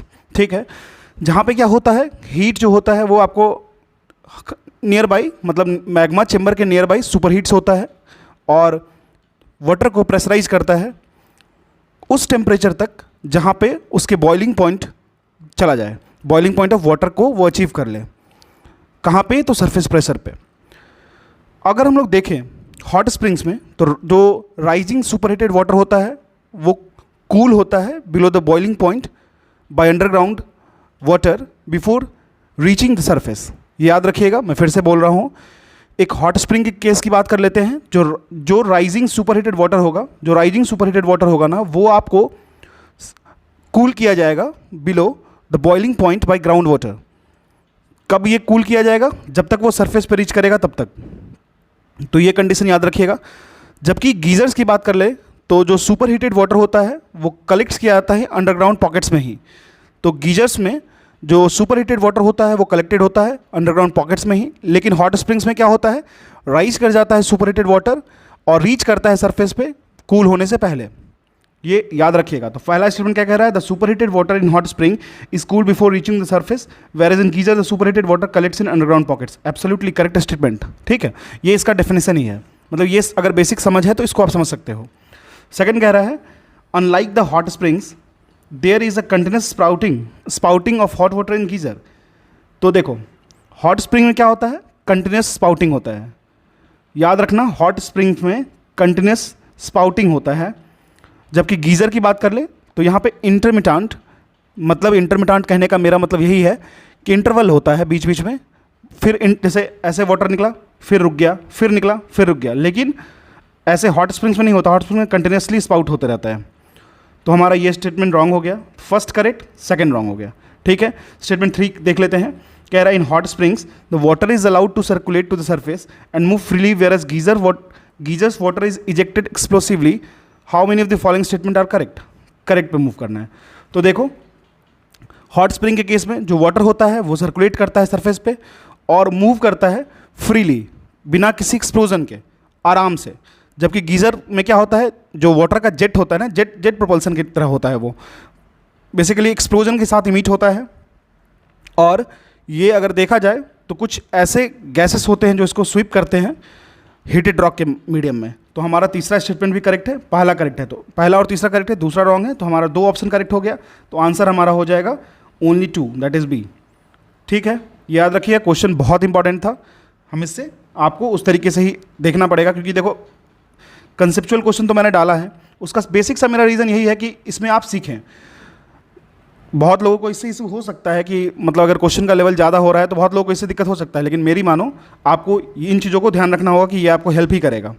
चलिए मूव करते हैं हम लोग नेक्स्ट क्वेश्चन पे। क्वेश्चन नंबर 11 कह रहा है, tectonic activity is responsible for which of the following. जो प्लेट टेक्टोनिक्स में एक्टिविटीज़ होती हैं उसमें कौन कौन सी चीज़ रिस्पॉन्सिबल होती हैं, किस चीज़ों के लिए, अर्थक्वेक्स, वोल्केनो, ओशनिक क्रस्ट। देखो अगर टेक्टोनिक एक्टिविटी की बात करें तो वैसी एक्टिविटीज़ को कहते हैं जो large scale movement of earth lithosphere को शो करता है, टेक्टोनिक प्लेट्स में डिवाइड होगा। ये जो मूवमेंट होता है वो रिस्पॉन्सिबल होता है वेरियस जियोलॉजिकल फिनोमेना को लेकर के चलता है। अब देखो हर एक ऑप्शन को एनालाइज करो। पहले अर्थक्वेक की बात कर लेते हैं, तो ऑब्वियसली टेक्टोनिक प्लेट का मूवमेंट होगा, तो अर्थक्वेक जो होगा वो प्राइमरली किया जाएगा, प्राइमरली होता ही है उसका मूवमेंट जो टेक्टोनिक प्लेट का उसकी वजह से होता है। जब प्लेट स्लाइड करता है पास्ट, या कलाइड करता है, या अपार्ट मूव करता है, या तो स्लाइड करेगा पास्ट, या फिर इस तरीके से मूव करेगा, या फिर अपार्ट होगा, या फिर उस सीधी सी बात है कोलाइड करेगा। स्ट्रेस जो है वो बिल्डअप होता है, स्ट्रेस बिल्डअप होने से क्या होता है, सिस्मिक एनर्जी जो होता है अर्थक्वेक का वो रिलीज होता है। तो हमारा पहला स्टेटमेंट तो बिल्कुल करेक्ट हो गया, 1 तो होगा ये आंसर में, तो हमारा ये आंसर हम इसको डिस्कार्ड कर देते हैं। जब 1 होगा मेरा तो हम इस आंसर को डिस्कार्ड कर देते हैं, इस ऑप्शन को, ठीक है। वोल्केनोज देख लेते हैं। वोल्केनोज जो होता है वो कॉमनली आपको टेक्टोनिक प्लेट बाउंड्रीज पे ही पाया जाता है, ये तो बेसिक अंडरस्टैंडिंग होगी आपकी। खास करके कन्वर्जेंट और डाइवर्जेंट बाउंड्री पे देखने को मिलता है। जो मूवमेंट होता है प्लेट्स का वो अलाउ करता है कि मैग्मा जो है वो राइज करे सरफेस से ऊपर, जिसके कारण वॉल्केनोज का फॉर्मेशन होता है। तो हमारा स्टेटमेंट पहला और दूसरा करेक्ट हो गया, तो तीसरा वाला ऑप्शन को आप डिस्कार्ड कर सकते हो, हमारा आंसर भी मिल गया, ठीक है। तो पहला और दूसरा, और भाई तीसरे को देख लेते हैं, तीसरा को देखे ही नहीं हम लोग, ठीक है। थर्ड को देख लेते हैं। ओशनिक क्रस्ट की बात कर लेते हैं। ओशनिक क्रस्ट की बात कर लेते हैं, ये फॉर्म ही करता है जब भी आपका जो प्लेट होगा डाइवर्ज होगा, डाइवर्जेंट प्लेट होगा, जैसे जैसे मिड ओशनिक रीजेज, मैंने ऑलरेडी पहले क्वेश्चन में बताया, जो ओशन में मिड ओशनिक रीजेज बनते हैं डाइवर्जेंस की वजह से, तो वहाँ पे भी फॉर्मेशन होता है जहाँ पे टेक्टोनिक प्लेट अपार्ट मूव करता है और मैग्मा जो होता है वो राइज करता है और नए क्रस्ट का फॉर्मेशन करता है। ये जो प्रोसेस है obviously it is driven by the tectonic activity, so you need not to look further, answer will be 1, 2 and 3, answer हमारा डी हो जाएगा। देखो मिली सेकंड के लिए भी अगर आप थोड़ा सा कंसंट्रेशन लूज़ करोगे ना, आप यहाँ पे इस क्वेश्चन को गलत करोगे। अभी कैसे मैंने 2 पे ही कंक्लूड कर दिया था, ऐसा होता है एग्जाम में, मेरे साथ बहुत बार हुआ, फिर मैंने इसको ओवरकम किया, फिर प्रीलिम्स निकलना आसान हुआ। ऐसे बहुत बार होता है जब आपको ये पता नहीं होता कि आप तो सब कुछ पढ़ रखे हो लेकिन आपका प्रीलिम्स नहीं हो रहा है। उसका सिर्फ और सिर्फ रीज़न बेसिक यही है ना कि आप ऑप्शंस के साथ पेशेंसली नहीं डील करते हो। मैंने देखा कि जब मैं इम्पेशेंट होकर, जैसे मैं क्या करता था ना, क्वेश्चन आया तो मुझे आंसर क्या पता है वो मैं रिकॉल करता था, मैं ऑप्शन पे ट्रांसलेट नहीं करता था। लेकिन फिर जैसे जैसे धीरे धीरे मैंने मेथड चेंज किया, मैंने ये देखना स्टार्ट किया कि ऑप्शंस के अकॉर्डिंग मेरे पास कौन सा ऑप्शन ऐसा आ रहा है जो मुझे पता है। फिर मैं ऑप्शंस को चेक करना शुरू किया, फिर एलिमिनेशन मेथड को यूज़ करना शुरू किया। एलिमिनेशन काम किया तो देखो 40-50% एलिमिनेशन काम कर जाता है। पीसीएस वालों का इतना बुद्धि नहीं होता कि वो बैठ करके अब यूपीएससी की तरह लूप होल खोज लें, ऐसा नहीं होता। उनके पास उतनी नैरो बैंडविड्थ होती है, ठीक है, तो आराम से कर लोगे। तो एलिमिनेशन हो जाएगा, फिर क्वेश्चन को विविडली पढ़ोगे, उससे हो जाएगा। फिर इस कुछ ना कुछ स्मार्टनेस होता है। देखो स्मार्टनेस कहने का ये मतलब नहीं है कि हर लोगों के पास बहुत मतलब करने की कैपेबिलिटी होगी, ऐसा नहीं है। मेरा कहने का ये मतलब है कि जैसे बहुत सारे क्वेश्चंस को आप डील करोगे ना, तो डील करते करते धीरे धीरे धीरे धीरे ऐसा हो जाएगा ना एक समय में कि लगेगा नहीं यार, आपके अंदर का कुछ सबकॉन्शियस माइंड होगा ना, वो कहने लगेगा नहीं यार ये रॉन्ग है, ये रॉन्ग हो सकता है, ठीक है। तो इस चीज़ को समझना होगा आपको, हमको, क्योंकि हमें प्रीलिम्स निकालना है। मेरा जो मेन एम है प्रीलिम्स मेंटरशिप बैच में, सिंपल सा ही फंडा है। 60 बच्चे अगर जुड़े हैं तो उसमें से मुझे 40 रिजल्ट चाहिए मिनिमम, ठीक है। 20 तो लगता है मुझे वो एब्सेंट ही हैं, वो आराम कर रहे हैं, लेकिन करने दो, वो जगेंगे एग्जाम से 1 महीने पहले, और फिर उनका प्रीलिम्स नहीं होगा, फिर वो अगले साल में फिर से किसी की बैच लेके वो इन्वॉल्व रहेंगे, ठीक है। मेरा यही मानना है। चलिए, अब कह रहा है the following statement 1 and 2 you have to examine these 2 statement carefully and select the answer to these items using the codes given below. देखो यार, बात ये है कि क्वेश्चन खुद मतलब क्वेश्चन लेके आओ, फ्रेम करो, बनाओ, फिर पीडीएफ बनाओ। इसमें क्या होता है ना, कभी कभी मिसप्रिंट हो जाता है थोड़ा बहुत। मतलब मुझे ऐसा लगता है, जैसे मान लो ये गैप छूट गया, ये नहीं छूटना चाहिए था। ये हाईली मतलब इरेस्पॉन्सिबल बिहेवियर है, इसके लिए आई एम एक्सट्रीमली सॉरी, लेकिन आई विल मेंटेन दिस। मैं इसको ध्यान रखूंगा, थोड़ा टाइम ज़्यादा देना पड़ेगा, बट इट्स ओके। चलिए, कह रहा है फॉलोइंग स्टेटमेंट, ये दोनों स्टेटमेंट को देखना है और हमें चेक करना है कौन सही है। कह रहा है the doldrums is a low pressure area around the earthquake where the prevailing winds are calm. तो डोलड्रम्स जो होता है वो वहाँ पे प्रिवेलिंग विंड्स जो होते हैं वो काम होते हैं, ये कह रहा है, ठीक है। चलिए, स्टेटमेंट को देख लिया, हम आगे बढ़ते हैं। देखो, पहले डोलड्रम्स के बारे में बात कर लेंगे ना। तो डोलड्रम्स का मतलब क्या होगा? Basically inter tropical convergence zone, ITCZ जो होता है उसको ही कहते हैं डोलड्रम्स। यह एक रीजन होता है नियर द इक्वेटर, जहाँ पे ट्रेड विंड्स होता है ना, नॉर्थ और साउथ हेमिस्फीयर से कन्वर्ज करता है। जैसे मान लो ये हमारा प्यारा अर्थ हो गया, ये हमारा इक्वेटर हो गया। अब देखो, नॉर्थ वाले साइड से भी जो ट्रेड विंड्स होंगे और साउथ वाले साइड से भी जो हमारे ट्रेड विंड्स होंगे वो कन्वर्ज करेंगे, ठीक है, ITCZ पे, इंटर ट्रॉपिकल कन्वर्जेंस जोन पे। जब आप इसको देखोगे तो यहाँ पे आपको जो विंड्स दिखता है वो काफ़ी सदर्न और नदर्न हेमिस्फीयर से कन्वर्ज करता है आकर के। और बेसिक अगर देखोगे, अब जो ये कन्वर्जिंग विंड्स होता है वो कन्वर्ज करता है। इसी कन्वर्जेंस की वजह से क्या होता है ना कि जो एयर होता है वो आपस में रिलेटिवली काम हो जाता है, जिसकी वजह से लाइट एंड वेरिएबल विंड्स वहाँ पे देखने को मिलता है और सिचुएशन काफ़ी काम होता है, ठीक है। तो हमारा पहला स्टेटमेंट तो बिल्कुल करेक्ट हो गया। सेकेंड स्टेटमेंट देख लेते हैं। सेकेंड कह रहा है low pressure is caused by the heat at the equator which makes the air rise and travel both northward and southward. देखो, इक्वेटर जो होता है वो रिसीव करता है डायरेक्ट और इंटेंस सनलाइट। सोलर इंसोलेशन एक टर्म होता है, सोलर इंसोलेशन मतलब number of solar rays falling per unit area. तो आप कह सकते हो अगर solar rays per unit area तो मीटर स्क्वायर मान लो या किलोमीटर स्क्वायर मान लो, मीटर तो नहीं, मीटर काफ़ी स्मॉल यूनिट हो जाएगी। तो ये डायरेक्ट और इंटेंस सनलाइट जो हीट करता है सरफेस को, और जिसकी वजह से एयर राइज होता है। जब भी आपको पता होगा, जब भी हीट किसी भी मीडियम को पड़ती है तो वहाँ पे आपको लो प्रेशर जोन क्रिएट होता है, मतलब हीट जिस पे पड़ती है वो लो प्रेशर जोन क्रिएट होता है। लो प्रेशर जोन क्रिएट होगा तो एयर जो है वो ऊपर की तरफ उठेगी। एयर ऊपर की तरफ उठेगी तो इससे क्या होगा, एक region of low pressure create होगा। जो राइजिंग एयर होगा वो ऊपर की तरफ मूव करेगा, कहाँ पे, तो पोल की तरफ, जिससे क्या होता है नॉर्थवर्ड और साउथवर्ड ट्रैवल करेगा। ये तो क्लियर हो गया। तो low pressure is cause by heat at the equator which makes the air rise travel, बिल्कुल करेक्ट है। दोनों स्टेटमेंट करेक्ट हो गया, both statement 1 and 2 are correct, ठीक है। चलिए, अब कह रहा है question number 13, capillaries are most effective in. Capillaries जैसे टिश्यू पेपर यूज़ किए होगे कभी, वो टिश्यू पेपर की भी काम करता है कैपिलरी एक्शन पे। जाइलम और फ्लोएम, तो उसमें जाइलम जो होता है, जाइलम वो क्या करता है, रूट से वाटर को ऊपर लेके जाता है लिप्स तक। मुझे कमेंट सेक्शन में बताना वो जो वाटर लेके जाता है वो प्रोसेस क्या होता है। सेकंड जो है वो वाटर जो लेके जाता है उसमें कौन सा प्रोसेस होता है, रिवर्स ऑस्मोसिस होता है या ऑस्मोसिस होता है। साथ में ही कैपिलरी एक्शन भी काम करता है। कैपिलरी जो होता है वो टीनी पोर्स होते हैं, टाइनी पोर्स होते हैं सॉइल में, जो कि अलाउ करता है वाटर को कि वो अपवर्ड मूव करे अगेंस्ट ग्रेविटी। तो कैपिलरीज कहीं पे भी आए ना तो अगेंस्ट ग्रेविटी दिमाग में रखना, अगेंस्ट ग्रेविटी। इससे क्या होगा, आप कीवर्ड को जनरेट कर पाओगे। देखो एक और चीज़ है एमसीक्यूज़ में, मैं जो एक्स्ट्रा पॉइंट बोलता हूँ उसको लिख लेना कहीं पे। एमसीक्यूज़ में बहुत सारे ऐसे चीज़ें हैं ना जो उसको आप कीवर्ड्स और की रूट से सॉल्व कर सकते हो। जैसे मान लो कि अगर आपको कहीं पे कैसीन आता है तो कैसीन का मतलब मिल्क होता है, लेग्यूम्स की बात करते हैं तो लेग्यूम्स का मतलब होता है नाइट्रोजन। मतलब इस तरीके की चीज़ों को आप समझ सकते हो। धीरे धीरे रिलेटिव डेंसिटी, रिलेटिव वर्ड कहीं पे आएगा तो उसमें डिमेंशनलेस और यूनिटलेस क्वांटिटी होता है। तो बहुत सारी चीज़ें ऐसी हैं जो धीरे धीरे करके आप समझ सकते हो। तो रूट वर्ड्स को समझना। तो कैपिलरीज वैसे टाइनी पोर्स होते हैं सॉइल में जो अलाउ करते हैं वाटर को कि वो अपवर्ड मूव करेगा अगेंस्ट ग्रेविटी। कैपिलरी एक इंपॉर्टेंट प्रोसेस है किसी भी प्लांट ग्रोथ के लिए और सॉइल वाटर रिटेंशन के लिए। याद रखिएगा, प्लांट ग्रोथ के साथ साथ सॉइल वाटर रिटेंशन में भी हेल्प करता है।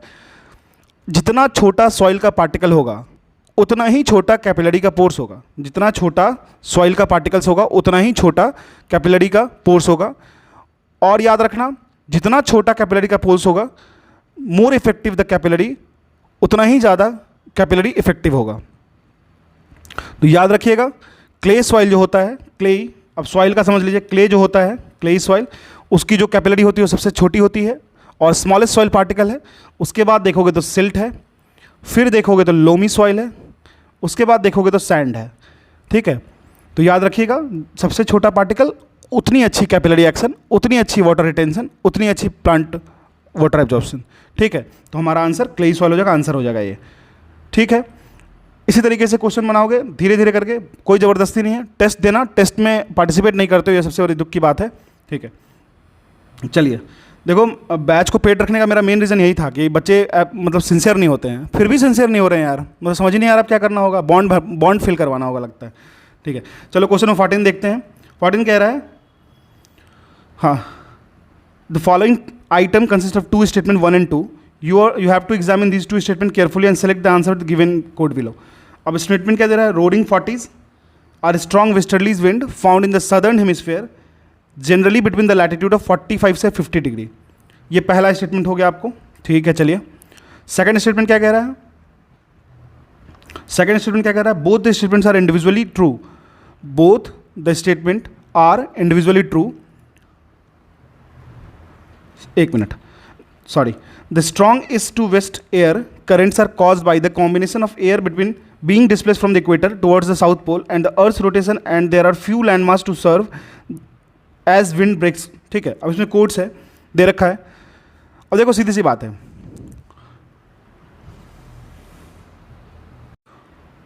तो चलिए इस क्वेश्चन को समझते हैं। बेसिकली जो रोरिंग 40s होता है वो स्ट्रॉन्ग वेस्टर्ली विंड होता है सदर्न हेमिस्फेयर में। जनरली बात करें तो इसका लैटिट्यूड जो होता है वो 40 से 50 डिग्री के आसपास में होता है, जो कि एब्सोल्युटली करेक्ट स्टेटमेंट है। ये जो विंड्स होते हैं वो आपको बहुत सारे रीजन से बनते हैं। बेसिकली इनका जो कॉम्बिनेशन होता है, इसमें एयर जो होता है वो डिस्प्लेस होता है इक्वेटर से टुवार्ड्स द सदर्न पोल। अब जैसे मान लो इक्वेटर से डिस्प्लेस होकर जाएगा टुवार्ड्स द सदर्न पोल, ये एक रीज़न होता है। और इसके साथ साथ इक्वेटर के सदर्न पोल पे और साथ साथ में अर्थ का रोटेशन भी काउंट होता है। तो दो रीज़न हो गया, एक तो आपको एयर डिस्प्लेस हो रहा है from the equator towards the southern pole, और सेकंड क्या है, अर्थ का रोटेशन। जो अर्थ रोटेशन है वो डिफ्लेक्ट करता है विंड्स को टू द वेस्ट, जिसकी वजह से एक स्ट्रॉन्ग वेस्टर्ली विंड क्रिएट होता है। याद रखिएगा, ये हमारा अर्थ हो गया। अर्थ अगर हमारा ऐसे रोटेट हो रहा है मान लीजिए, तो विंड का डायरेक्शन होता है, नॉर्मली हमारी विंड इस तरीके से मूव करनी चाहिए, लो प्रेशर से हाई प्रेशर की तरफ ऐसे मूव करनी चाहिए, लेकिन अब रोटेशन की वजह से विंड थोड़ा सा ऐसे मूव करता है, affected due to the earth rotation. तो हमारा पहला स्टेटमेंट तो बिल्कुल करेक्ट हो गया। सेकंड क्या कह रहा है, strong east to west current are caused by the combination of air being displaced from the equator towards the south pole. ठीक है, towards the south pole and the earth rotation and there are few land masses to serve the wind breaks. अब देखिए सीधी सी बात है, ये जो few land masses की बात कर रहा है ना, जो विंड जिसकी वजह से ब्रेक होता है, ये आपको स्ट्रेंथ ऑफ द विंड में कंट्रीब्यूट करता है, लेकिन ये प्राइमरी कॉज नहीं है। ये एकदम दिमाग में बिठा लीजिए, समझ रहे हैं, ये प्राइमरी कॉज नहीं है। तो लैंड मास की वजह से कोई प्राइमरी कॉज नहीं है विंड के डिस्प्लेस होने का, तो ये हमारा रॉन्ग स्टेटमेंट हो जाएगा, ये दिमाग में रखिएगा। ठीक है, इस पर दिमाग में बैठेगा, तो ये हमारा फॉल्स स्टेटमेंट हो गया। तो आंसर हमारा सिर्फ ए करेक्ट है और जो 2 स्टेटमेंट है वो फॉल्स है, तो आंसर हमारा सी हो जाएगा। चलिए अब आगे मूव करते हैं नेक्स्ट क्वेश्चन पे। नेक्स्ट क्वेश्चन कह रहा है, नेक्स्ट क्वेश्चन कह रहा है the innermost region of the hurricane is known as hurricane eye where, क्या होता है कंडीशन हमें जानना है। देखो सीधी सी बात है, जो हरिकेन का आई होता है ना, उसको हम लोग बेसिकली समझो कि जो हरिकेन फॉर्मेशन होता है उसका जो मेन आई फॉर्मेशन होता है सेंटर में, उसके बारे में समझना है। कुछ कैरेक्टरिस्टिक होते हैं इस हरिकेन आई के। एक तो आप समझ लो कि काम वेदर कंडीशन होगा, स्काई आपका क्लियर होना चाहिए, लोएस्ट प्रेशर होना चाहिए within hurricane system, lowest pressure within hurricane system, relatively higher temperature, तो प्रेशर जो होगा वो लोएस्ट होना चाहिए, टेम्परेचर रिलेटिवली हायर होना चाहिए, सराउंडिंग एरिया से टेम्परेचर रिलेटिवली हायर होना चाहिए। ये दिमाग में एकदम अच्छे से बिठा लो। तो हमारा टेम्परेचर जो होगा वो हायर होगा, प्रेशर जो होगा वो लोएस्ट पॉसिबल होना चाहिए for the formation of this. ठीक है, इसके साथ साथ आपको ये बात ध्यान रखना होगा कि ये जो होता है, जो फिनोमेना है हरिकेन आई फॉर्मेशन का, ये सिंकिंग एयर जो होता है आई में, वो सप्रेस करता है क्लाउड फॉर्मेशन को और क्रिएट करता है, जिससे जो क्लियर स्काईज के साथ साथ वार्म कंडीशन क्रिएट होता है, जिसकी वजह से प्रेशर लो से लो होते चला जाता है और टेम्परेचर मेरा हाई होना चाहिए कंडीशन में। ठीक है, तो आंसर हमारा हो गया ये। नेक्स्ट पे मूव करते हैं क्वेश्चन नंबर 16 पे। 16 कह रहा है the following statement about the equatorial region are correct. Equatorial region के लिए कौन सा स्टेटमेंट हमारा यहाँ पे करेक्ट है। ठीक है, कह रहा है it is a mega thermal region. Equatorial region जो है हमारा कह रहा है वो मेगा थर्मल रीजन है। चलिए सबसे पहले तो ये चीज़ समझ लो कि इक्वेटोरियल बेल्ट की जब भी बात करें, अगर आपको स्पीड थोड़ा स्लो लग रहा होगा तो फास्ट करके देख लेना, कोई दिक्कत नहीं है। ठीक है, इक्वेटोरियल बेल्ट की जब बात करें तो इक्वेटोरियल रीजन जो होता है एक जोन होता है अर्थ के का जो लाई करता है बिटवीन 5 डिग्री से लेकर के 10 डिग्री तक। ठीक है, इक्वेटोरियल जोन, इक्वेटोरियल बेल्ट मान लो। ठीक है, 5 से 10 मान लो, 5 से 10 डिग्री तक लाई करता है नॉर्थ में। अगर हम लोग देखें नॉर्थ और साउथ इक्वेटर दोनों में, इसमें क्या क्या होता है, कुछ पार्ट ऑफ सेंट्रल और साउथ अमेरिका आता है, सेंट्रल अफ्रीका आता है, साउथ ईस्ट एशिया आता है और कुछ आइलैंड्स आते हैं कैरेबियन सी में। इस बात को दिमाग में रखिएगा, इक्वेटोरियल रीजन की बात कर रहे हैं। तो ऑप्शन कह रहा है it is a mega thermal region. ठीक है, चलिए तो क्यों करेक्ट है ये मेगा थर्मल रीजन? कहने का मतलब यही है कि it has a tropical climate with high temperature through out the year. ये आपको पता होगा, जो एवरेज एनुअल टेम्परेचर होते हैं वो लगभग आपको 27 डिग्री सेल्सियस के आसपास होता है। इस बेल्ट में 27 डिग्री सेल्सियस के आसपास होता है। इसकी थोड़ी बहुत लिटिल वेरिएशन होती है कुछ मंथ्स में। जो टर्म मेगा थर्मल है वो आपको बेसिकली देखा जाए तो लार्ज हीट मास को कहते हैं। तो हमारा पहला तो करेक्ट हो गया। सेकंड कह रहा है इट इज ए स्केलियोफाइल रीजन। देखो बेसिकली ये जो रीजन होता है वो स्केलियोफाइल रीजन नहीं है। इसका मतलब यही हुआ कि it does not have vegetation with hard leathery leaves. Sclerophyll, sclerophyll, अब जैसे पढ़ लो स्क्लेरोफाइल, बस याद होना चाहिए, जैसे मुझे याद है आपको याद होना चाहिए। स्क्लेरोफाइल का मतलब क्या हो गया, वैसा वेजिटेशन जिसके पास हार्ड लेदरी लिव्स हो और ड्राई कंडीशन में वो इजीली अडॉप्ट कर सकता है। स्क्लेरोफाइल रीजन्स जो होते हैं वो टिपिकली वैसे रीजन में पाए जाते हैं जैसे मेडिटेरेनियन क्लाइमेट हो गया, और जैसे सदर्न यूरोप हो गया, कैलिफोर्निया हो गया, चिले हो गया, साउथ अमेरिका, अफ्रीका हो गया, वैसे रीजन में देखने को मिलेगा। तो ये रीजन तो हमारा रॉन्ग स्टेटमेंट हो गया, सेकंड हमारा रॉन्ग है। थर्ड कह रहा है it is a region of high development. बिल्कुल इनकरेक्ट स्टेटमेंट है। It is not a region of high development. इसका मतलब यही है it does not have a high level of economic growth, industrialization, urbanization और ह्यूमन वेलबींग। जो equatorial region है basically वो बहुत सारे चैलेंजेस को फेस करता है, जैसे poverty, inequality, malnutrition, disease, deforestation. Ebola हुआ तो वहीं होगा, कहीं कुछ भी बीमारी स्टार्ट हो रही है वहीं से हो रही है ना। तो इस चीज़ का ध्यान रखिएगा। तो हमारा ये भी रॉन्ग हो गया। First and second and third wrong हो गया, फर्स्ट करेक्ट अभी। तो फोर्थ भी देख लेते हैं। It is the region of aerial streamlets. देखो the region of aerial streamlets की बात करें, इसका मतलब यही होता है कि it has streams of water, streams of rivulets of water, जो कि फ्लो करता है थ्रू द एयर और along the surface of the plant. ठीक है, ऐसे आप रील्स देख रहे होगे किसी प्लांट से कोई एक आता है एक्स से उस पर मारता है तो वो पानी गिरने लगता है उसमें से। ठीक है, तो ऐसा होता है। एरियल स्ट्रीमलेट्स जो होता है वो फॉर्म करता है हाई रेनफॉल और ह्यूमिडिटी वाले रीजन में, खास करके इक्वेटोरियल रीजन में, जो क्रिएट करता है मॉइस्ट और मिस्टी एटमॉस्फेयर में। ठीक है, तो हमारा चौथा करेक्ट हो गया। अब देखो ये क्वेश्चन जो मैंने दिया ना, इसमें कितनी सारी चीज़ें आपको समझ में आई। स्क्लेरोफाइल एक समझ में आया होगा, एरियल स्टिमुलेट्स जो होता है वो समझ में आया होगा। तो ऐसे क्वेश्चन अगर आप बनाते हो तो ज़्यादा बेनिफिट होता है, रिस्पेक्टिव कि आप डायरेक्ट वन लाइनर, अगर मैं वन लाइनर बनाऊंगा तो अभी तक मेरा पूरा का पूरा फिनिश होता, कोई ज़रूरत ही नहीं थी उसमें मुझे इतना एफर्ट लगाने का, है ना। तो आप समझो ये जो मेहनत है वो आपके लिए है, आप उसको उस तरीके से यूज़ करो, ठीक है। क्वेश्चन 16 हो गया, इसका आंसर हमारा 1 और 4 हो जाएगा। अब देखो मैंने इसको देखा, लेकिन मैंने करेक्ट है या इनकरेक्ट है वो चेक नहीं किया था। मान लो यहाँ इनकरेक्ट होता तो फिर मैं फंस जाता, इसका भी ध्यान रखना है आपको, ठीक है। चलते हैं क्वेश्चन नंबर 17 पे। 17 क्या कह रहा है? हाँ, कह रहा है which one of the following is not a favourable condition of the occurrence of thunderstorm. कौन सा ऐसा फेवरेबल कंडीशन नहीं है थंडरस्टॉर्म का फॉर्मेशन का? तो conditional and convective instability, adequate supply of moisture in the lower atmosphere, advection of cold dry air in the lower troposphere and warm moist in air in the upper troposphere, a synoptic situation of low level convergence and upper level divergence। तो इसमें से कौन ऐसा है जो favourable condition नहीं है? देखो अगर थंडरस्टॉर्म की बात करें तो फेवरेबल कंडीशन क्या क्या होता है उसको समझ लेते हैं। एक तो एटमॉस्फेरिक इंस्टेबिलिटी होनी चाहिए, बिल्कुल होनी चाहिए, इस बात का आपको ध्यान रखना होगा कि एटमॉस्फेरिक इंस्टेबिलिटी होनी चाहिए। सेकंड क्या है?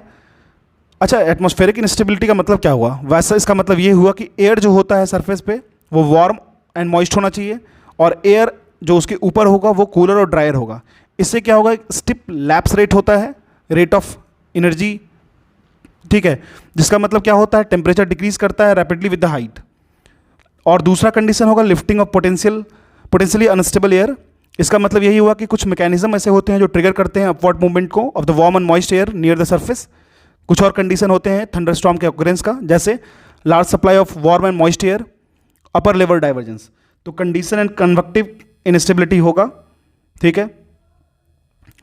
एडवेक्शन, देखो यहाँ पे एक टर्म है ना, advection of cool dry air in the lowest troposphere and warm moist air in the upper troposphere. Advection of cool dry air जो होता है वो होता है लोअर ट्रोपोस्फेयर में, और वार्म मॉइस्ट एयर जो होता है वो अपर ट्रोपोस्फेयर में होता है, ठीक है। और ये जो कंडीशन होता है ना वो फेवरेबल कंडीशन नहीं होता है थंडरस्टॉर्म के ऑकरेंस का। मैं ये मानता हूँ ये क्वेश्चन काफ़ी हाई लेवल का है, अच्छा क्वेश्चन है, ठीक है। लेकिन अगर आपको कन्वेक्शन, एडवेक्शन ये सब चीज़ें समझ में आ जाए तो थोड़ा फ़ायदा ही होगा, है ना। बेसिकली एक स्टेबल एटमॉस्फेयर होता है वो इनहिबिट करता है थंडरस्टॉर्म डेवलपमेंट में, क्योंकि ये प्रिवेंट करता है formation of cumulo numbers cloud. मैंने आपको ट्रिक बताया था क्यूमुलो नंबर्स का, उल जैसा दिखेगा, निम्बस जहाँ वर्ड होगा वहाँ रेनफॉल होगा, ठीक है। चलिए, तो हमारा आंसर यहाँ पे सी हो जाएगा। बहुत ज़्यादा इसमें डिटेल में घुसने की जरूरत नहीं है, वैसे और भी समझ सकते हो इसमें। चलिए, क्वेश्चन 18 कह रहा है under which of the following condition are the occluded fronts created. Occluded fronts create होता है, आखिर उसका कंडीशन क्या क्या है ये समझते हैं। अब इस क्वेश्चन को देखोगे ऑक्लूडेड फ्रंट का कंसेप्ट आराम से क्लियर हो जाएगा, क्योंकि इससे ज़्यादा आपको पढ़ने की जरूरत नहीं पड़ेगी। ऑक्लूडेड फ्रंट कह रहा है when the front remains stationary. Occluded fronts का जो फॉर्मेशन है उसके बारे में पूछ रहा है। बेसिकली कोई भी एक स्टेशनरी फ्रंट होता है ना, वो एक फ्रंट होता है that is not moving, static मतलब स्टेशनरी। सो ऑक्लूडेड फ्रंट का क्रिएशन अगर करना है आपको ना, तो आपको मोशन में होना पड़ेगा, ठीक है। सो कोई भी स्टेशनरी फ्रंट होगा वो ऑक्लूडेड नहीं फॉर्मेशन कर सकता है। सेकंड देखते हैं when cold air mass moves to warm air mass. अब देखो कोई भी एक cold air mass moving to a warm air mass, ये जो कोई एक कोल्ड एयर ऐसे मूव कर रहा है और इधर से एक वार्म एयर मूव कर रहा है, ठीक है। तो जब भी कोल्ड एयर मास वार्म एयर मास की तरफ मूव करेगा तो यहाँ पे जो फ्रंट क्रिएट होगा, फ्रंट क्रिएट होगा, वो होगा कोल्ड फ्रंट, ठीक है। यहाँ पे ऑक्लूडेड फ्रंट क्रिएट नहीं होगा, ये ध्यान रखिएगा। तो हमारा ये पहला भी रॉन्ग हो गया, दूसरा भी रॉन्ग हो गया। थर्ड कंडीशन कह रहा है when warm air mass moves to cold air mass. जब एक वार्म एयर मास मूव करेगा to a cold air mass, तो यहाँ पे आपको बहुत ही सिंपल है, वार्म फ्रंट का क्रिएशन होगा, नॉट द ऑक्लूडेड फ्रंट। तो ये भी हमारा रॉन्ग हो गया, ये भी रॉन्ग हो गया, ये भी रॉन्ग हो गया। फोर्थ कह रहा है when an air mass is fully lifted above the land surface. देखो सीधी सी बात है, कोई भी एक ऑक्लूडेड फ्रंट होता है, किसी भी वेदर फ्रंट को कह सकते हो, जो फॉर्म करता है जब कोई एक कोल्ड एयर मास जो होता है वो ओवरटेक करता है एक वार्म एयर मास को। जैसे मान लो कोल्ड एयर मास ऐसे आया, ठीक है, कोल्ड एयर मास ऊपर आया, इसके साथ साथ ऊपर से मान लो वार्म एयर भी आ रहा था, वार्म एयर, लेकिन ये कोल्ड एयर नीचे की तरफ जाएगा, हेवियर होगा, हायर प्रेशर का होगा, तो ये नीचे ऊपर की तरफ चल जाएगा वार्म एयर मास, और इस तरीके से मान लो फिर से कोल्ड एयर इस तरीके से मूव कर जाएगा। तो यहाँ पे जो फॉन्ट बनेगा नहीं, इस सेगमेंट वाले को, इसी को कहते हैं occluded front. Basically occluded front का मतलब यही है कि एक वेदर फ्रंट है जो फॉर्म होता है जब कोई कोल्ड एयर मास ओवरटेक करेगा, मतलब वार्म एयर मास को ओवरटेक कर लेगा। जो कोल्ड फ्रंट मूव जो होगा वो उसका जो मूवमेंट होगा वो फास्टर होगा वार्म फ्रंट से। तो कोल्ड फ्रंट का जो मूवमेंट होगा वो फास्टर होगा वार्म फ्रंट से, तो ये कंडीशन हो जाएगा। बेसिकली अगर मान लो कि कोल्ड फ्रंट है वो फास्टर मूव कर रहा है देन द वार्म फ्रंट, तो इससे क्या होगा, इवेंचुअली वो उसको कैच कर लेगा और इसके साथ साथ लिफ्ट कर देगा वार्म एयर मास को ऊपर की तरफ। कोल्ड एयर मास नीचे रहेगा और वार्म एयर मास ऊपर हो जाएगा। इस सिचुएशन जो कॉम्प्लेक्स वेदर सिस्टम है, यहाँ पे आपको बहुत सारे प्रेसिपिटेशन टाइप्स देखने को मिलेंगे और इसी को हम लोग ऑक्लूडेड फ्रंट कहते हैं। When a mass air mass is fully lifted above the land mass, तो हमारा आंसर डी हो जाएगा। ओनली करेक्ट पूछ रहा है तो हमारा सिर्फ 4 हो जाएगा, आंसर हमारा डी हो जाएगा। क्लियर है? चलिए, कह रहा है तो 19 कह रहा है the western coastal plain of India is, ये तो बहुत ही आसान क्वेश्चन हो गया, तो नैरो एंड डाइसेक्टेड है, इसमें ज़्यादा रिसर्च करने की ज़रूरत नहीं है। फिर भी अगर आप समझना चाहो तो बात कर लेंगे, लेकिन उतना ज़्यादा इसको देखने की ज़रूरत नहीं है। Narrow and dissected, western coastal plain है वो नैरो है, यूजुअली उसका जो लेंथ होता है वो 50 से लेके 100 किलोमीटर तक वाइड होगा। डाइसेक्टेड है, बहुत सारे शॉर्ट स्विफ्ट रिवर्स है जो ओरिजिनेट होते हैं वेस्टर्न घाट में, आप देखते होगे, ठीक है। इसके साथ साथ ये जो रीजन्स होते हैं वो आपको एस्च्यूरी, बैक वाटर, जैसे केरला बैक वाटर हो गया, ये सब फॉर्म करते हैं। अब यूनिफॉर्म एंड ब्रॉड क्यों नहीं होगा? वेस्टर्न कोस्टल प्लेन जो है वो यूनिफॉर्म नहीं है डेफिनेटली, ना ही ब्रॉड है, काफ़ी फ्रेगमेंटेड दिखता है आपको। अब देखो यहाँ दे रखा अनफिट फॉर एग्रीकल्चर, ये जो रीज़न है वो काफ़ी सुटेबल होता है एग्रीकल्चर प्रैक्टिसेस के लिए, specially paddy, coconut, spice cultivation, क्योंकि यहाँ रेनफॉल काफ़ी अच्छा होता है। तो हमारा ये आंसर हो गया। अब चलते हैं हम लोग क्वेश्चन नंबर 20 पे। कह रहा है with reference to igneous rock, with reference to igneous rock consider the following statement. बहुत इंपॉर्टेंट क्वेश्चन है। कह रहा है igneous rock generally occurs in as stratified rocks. Second कह रहा है igneous rocks are considered as good source of coal and petroleum. Gabbro is an example of igneous rock. ठीक है, आपको याद होगा, अगर आप प्रीलिम्स मेंटरशिप बैच से जुड़े हो तो आपने देखा होगा कि someone from the group has asked me कि इसको याद कैसे करते हैं, तो मैंने फ्रंट पे ही उसकी ट्रिक्स बनाई थी, तो आप एक बार उसको रेफ़र कर लेना, क्योंकि वहाँ पे आप जब तक इसको ट्रिक नहीं बनाओगे याद करना मुश्किल हो जाता है। तो देखो अब यहाँ देखते हैं फर्स्ट स्टेटमेंट जो है हमारा, कह रहा है स्ट्रैटिफाइड रॉक से बनता है। जो इग्नियस रॉक होता है वो जनरली मैसिव और अनस्ट्रैटिफाइड होता है, ऐसा नहीं कि बीच बीच में लेयर वाइज मिलेगा आपको, अनस्ट्रैटिफाइड होता है। बेसिकली ये जो होते हैं इग्नियस रॉक वो आपको डिस्टिंक्ट साइन शो करते हैं, जिसमें आपको वैसे कूल्ड एरिया दिखेंगे किसी भी हाई टेम्परेचर से, मतलब हाई टेम्परेचर से कूल्ड होकर बना है ऐसा लगेगा। तो हमारा पहला स्टेटमेंट तो रॉन्ग हो गया। सेकंड कह रहा है igneous rock are considered as good source of coal and petroleum. देखो ये भी इनकरेक्ट है। इग्नियस रॉक जो होता है वो आपको हार्डेस्ट रॉक होता है, they are not considered as good source of coal and petroleum. ऐसा क्यों होता है? क्योंकि they are not arrange in strata like sedimentary rocks, so इसकी वजह से यहाँ पे फॉसिल्स नहीं होते हैं। ये रेसिस्टेंट होते हैं वेदरिंग के, fine and coarse grain texture होता है, लेकिन ये काफ़ी स्ट्रांग होते हैं। तो यहाँ पे कोई फॉसिल्स की अवेलेबिलिटी नहीं होती इग्नियस रॉक की, क्योंकि ये इग्नियस है इसलिए वेदरिंग सो बहुत कम करते हैं, और ये अरेंज नहीं होते हैं strata like sedimentary rock in the segmentation. तो हमारा सेकंड स्टेटमेंट भी रॉन्ग हो गया। थर्ड कह रहा है gabbro is an example of igneous rock. तो ये करेक्ट है, गैब्रो जो है वो एग्जाम्पल है इग्नियस रॉक का। जितने भी गैब्रोज होते हैं जो आपको अर्थ के बेंथ में मिलते हैं, या फिर जैसे ग्रेनाइट हो गया, पैग्माटाइट हो गया, बेसाल्ट हो गया, ठीक है, वोल्केनिक ब्रेशिया हो गया, या फिर आप कह सकते हो इग्नियस रॉक का, ये सब कुछ एग्जाम्पल है। इग्नियस रॉक की बात करें, जब मैग्मा जो होता है वो अपवर्ड मूवमेंट करता है और ऊपर मूव करने के बाद वो कूल डाउन होता है, कूल डाउन होने के बाद वो क्या होगा, सॉलिड फॉर्म में बन जाएगा। इसको हम लोग इग्नियस रॉक कहते हैं। ये जो प्रोसेस होता है वो कूलिंग एंड सॉलिडिफिकेशन का, वो आपको अर्थ के क्रस्ट पे होता है और अर्थ के सरफेस पे भी हो सकता है। इसको हम लोग प्राइमरी रॉक कहते हैं। इग्नियस रॉक जो होता है वो डिवाइडेड होता है आपको दो ग्रुप में, डिपेंड करता है उसके कंडीशन पे कि वो किस तरीके से सॉलिडिफाई हो रहा है। एक एक्सट्रूसिव रॉक होता है, एक इंट्रूसिव रॉक होता है, ये सब आपको पता होगा। चलिए, तो हमारा क्वेश्चन नंबर 20 हो गया। 20 का आंसर हमारा सिर्फ एक स्टेटमेंट करेक्ट है, आंसर ये हो जाएगा। 21 चलते हैं, मूव करते हैं। चलिए, कह रहा है consider the following statements. Rock in cold and dry climate always experiences faster rates of chemical weathering than rocks in the hot and wet climate. चलो सेकंड कह रहा है the rate of biological weathering is most rapid in the desert ecosystem under windy condition. देखो सबसे पहले बात समझो कि ये सबसे पहला स्टेटमेंट रॉन्ग है। केमिकल वेदरिंग जो होता है ना वो इंक्रीज कर जाता है, जैसे आप टेम्परेचर को इंक्रीज करोगे तो केमिकल वेदरिंग इंक्रीज हो जाता है, और अगर इसको और इंक्रीज करना चाहते हो आप तो रेनफॉल करा दो। So rocks in hot and wet climate experiences faster rate of chemical weathering than do rocks in cold dry climate. तो हमारा पहला स्टेटमेंट तो बिल्कुल रॉन्ग हो गया। अब सेकंड स्टेटमेंट कह रहा है the rate of biological weathering is more rapid in the desert ecosystem under windy condition. Biological weathering जो होता है वो बेसिकली ऑकर होता है जब लिविंग ऑर्गेनिज्म जो होते हैं वो टूटते हैं, जो तोड़ते हैं रॉक्स को। बेसिकली ट्री रूट्स हो गया, जैसे ट्री रूट्स क्या होगा, it can fractures rocks in the same way they buckle pavement, जैसे इसको ग्रैस्प करते हैं वैसे तोड़ सकते हैं। वार्म ह्यूमिड क्लाइमेट जो होता है वो मोस्ट फेवरेबल होता है लाइफ के लिए। जो रेट ऑफ बायोलॉजिकल वेदरिंग होता है वो मोस्ट रैपिड होता है वार्म ह्यूमिड क्लाइमेट में, like those in tropical regions and not in the desert region. ठीक है, क्योंकि वहाँ पे वेट कंडीशन का लैकनेस होता है, तो हमारा सेकंड स्टेटमेंट रॉन्ग हो गया। ठीक है, थर्ड कह रहा है calcite rocks are characterized by quick weathering due to richness in calcium. Correct statement है। कुछ तरीके के रॉक्स होते हैं वो ज़्यादा वल्नरेबल होते हैं डिफरेंट टाइप ऑफ वेदरिंग से। बहुत सारे कुछ ऐसे होते हैं जो काफ़ी स्टेबल होंगे। कैल्साइट एक तरीके का रॉक है जो काफ़ी जल्दी वेदर्स करता है। इसका मेन रीज़न है क्योंकि ये कैल्शियम रिच होता है। कैल्शियम रिच होता है इसलिए ये ईजिली वेदर करता है। ठीक है, इसी तरीके से अगर क्वार्ट्ज की बात कर लेते हैं जिसके आप ऑसिलेटर बनाते हो, ठीक है, तो ये आपको ईजिली नहीं वेदर होता है और ये स्टेबल होता है।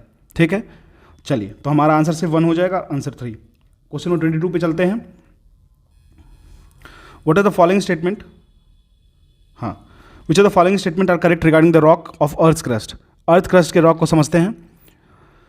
चलिए, कह रहा है igneous rocks are formed out of recrystallization and reorganization of existing rock. तो देखो इग्नियस की बात करें तो इग्नियस का मतलब होता है फायर। इग्नियस रॉक जो होता है वो सॉलिडिफाई होता है, solidify form of magma and lava. जब मैग्मा की बात करेंगे हम लोग, कूल होता है, इसके साथ साथ वो धीरे धीरे सॉलिडिफाइड टर्न होता है, तो उसको हम लोग इग्नियस रॉक कहते हैं। याद रखिएगा इस प्रोसेस, जो ये प्रोसेस होता है कूलिंग का और सॉलिडिफिकेशन का, ये आपको अर्थ के क्रस्ट पे भी हो सकता है और the surface of the earth पे भी हो सकता है। Granite, gabbro, pegmatite, basalt and tuff जो होता है वो कुछ एग्जांपल होता है इग्नियस रॉक का। ठीक है, तो हमारा पहला स्टेटमेंट जो है वो इनकरेक्ट हो गया। सेकंड कह रहा है sedimentary rocks are formed through the process of lithification. देखो सेडिमेंट्री रॉक जो होता है ना वो फॉर्म होता है from sediments transported by exogenous agencies. ठीक है, एक्सोजेनस एजेंसीज के द्वारा जो ट्रांसपोर्ट किया जाता है। ये जो सेडिमेंट्स होते हैं वो आपको डिपॉजिट होते हैं लेयर के फॉर्म में, लेयर बाय लेयर के फॉर्म में ये आपको दिखेंगे। इसके साथ साथ किस प्रोसेस से ये रॉक बनते हैं, तो जो उस प्रोसेस होता है जिसकी वजह से ये रॉक बनते हैं तो इसको कहते हैं कॉम्पैक्शन। ठीक है, ये जो प्रोसेस होता है इसको हम लोग लिथिफिकेशन कहते हैं। सेडिमेंट्री रॉक जो होता है वो स्ट्रैटिफाइड रॉक्स होता है, जैसे सैंडस्टोन, कॉग्लोमरेट, लाइमस्टोन, सिल, लोस एंड ये सब कुछ एग्जांपल है आपको सेडिमेंट्री रॉक का। तो हमारा स्टेटमेंट सेकंड जो है वो करेक्ट है। थर्ड देख लेते हैं, कह रहा है metamorphic rocks form under the action of pressure, volume and temperature changes. सीधी सी बात है, मेटामॉर्फिक का मतलब ही होता है change of form. Metamorphic rock जो होता है वो डिफरेंट एक्शन से under the condition of pressure, volume and temperature ये चेंज करता है। मेटामॉर्फिज्म एक प्रोसेस है जिसके थ्रू वैसे rocks undergo recrystallization and reorganization of material within original rocks. ठीक है, तो मार्बल और नीस जो है एग्जांपल आपको ऐसे रॉक्स का, तो ये ध्यान रखिएगा। तो हमारा ऑप्शन 2 और 3 करेक्ट है, आंसर हमारा बी हो जाएगा। मूव करते हैं नेक्स्ट क्वेश्चन पे 23rd पे। चलिए, कह रहा है consider the following statement regarding caverns. It is an underground cave formed by the action of water in a limestone area. Cavern की बात कर लेते हैं, बिल्कुल करेक्ट स्टेटमेंट है। कैवरेन जो है एक अंडरग्राउंड केव होता है formed by water action by various method in a limestone और चॉक टाइप एरिया। आप देखते हो किस तरह केव रहता होगा, इस तरीके से निकला होता है। ठीक है, तो बेसिक यही है इसमें कि लाइमस्टोन और चॉक एरिया में बनता ही है। केव फॉर्मेशन जो होता है वो कुछ प्रोमिनेंट एरियाज में होते हैं जहाँ पे ऑल्टरनेटिंग बेड्स ऑफ रॉक्स होते हैं विथ लाइमस्टोन और डोलोमाइट। याद रखिएगा लाइमस्टोन जो होगा वो डेंस होगा, मैसिव और थिक बेड्स बनाता है। ठीक है, तो हमारा पहला स्टेटमेंट तो करेक्ट हो गया। सेकंड कह रहा है Borra caves in Andhra Pradesh is well known site of caverns in India. तो बोरा केव्स जो है लोकेटेड कहाँ पे है? विशाखापट्टनम डिस्ट्रिक्ट ऑफ आंध्र प्रदेश में है, जहाँ पे वाइजेक स्टील प्लांट भी है। ये ध्यान रखिएगा, ये कैवरेन का ही एग्जाम्पल है। तो हमारा स्टेटमेंट सेकंड भी करेक्ट हो जाएगा, आंसर हो जाएगा करेक्ट पूछ रहा है बोथ। ठीक है, 24 पे मूव करते हैं। कह रहा है consider the following statement regarding the moraines. Moraines के बारे में बात कर रहा है। It is formed by the deposition of unsorted glacial debris including gravel, sand and clay. ठीक है, चलिए मोराइंस की बात कर लेते हैं। ग्लेशियर लैंडफॉर्म होता है, फॉर्म होता है डिपोजिशन ऑफ ग्लेशियल सेडिमेंट्स, वैसे सेडिमेंट्स जो कि एक्यूमुलेट होते हैं along the edges and the terminus of glacier. Moraines जो होता है बेसिकली कंपोज होता है अनसॉर्टेड ग्लेशियर डेब्रिस से, जिसमें आपको रॉक्स भी मिल जाएंगे, बोल्डर्स भी मिल जाएंगे, ग्रेवल, सैंड और क्ले भी मिल जाएंगे। तो पहला तो बिल्कुल करेक्ट हो गया। सेकंड स्टेटमेंट देख लेते हैं। Moraines can be use to reconstruct the history of glacier including shape and size.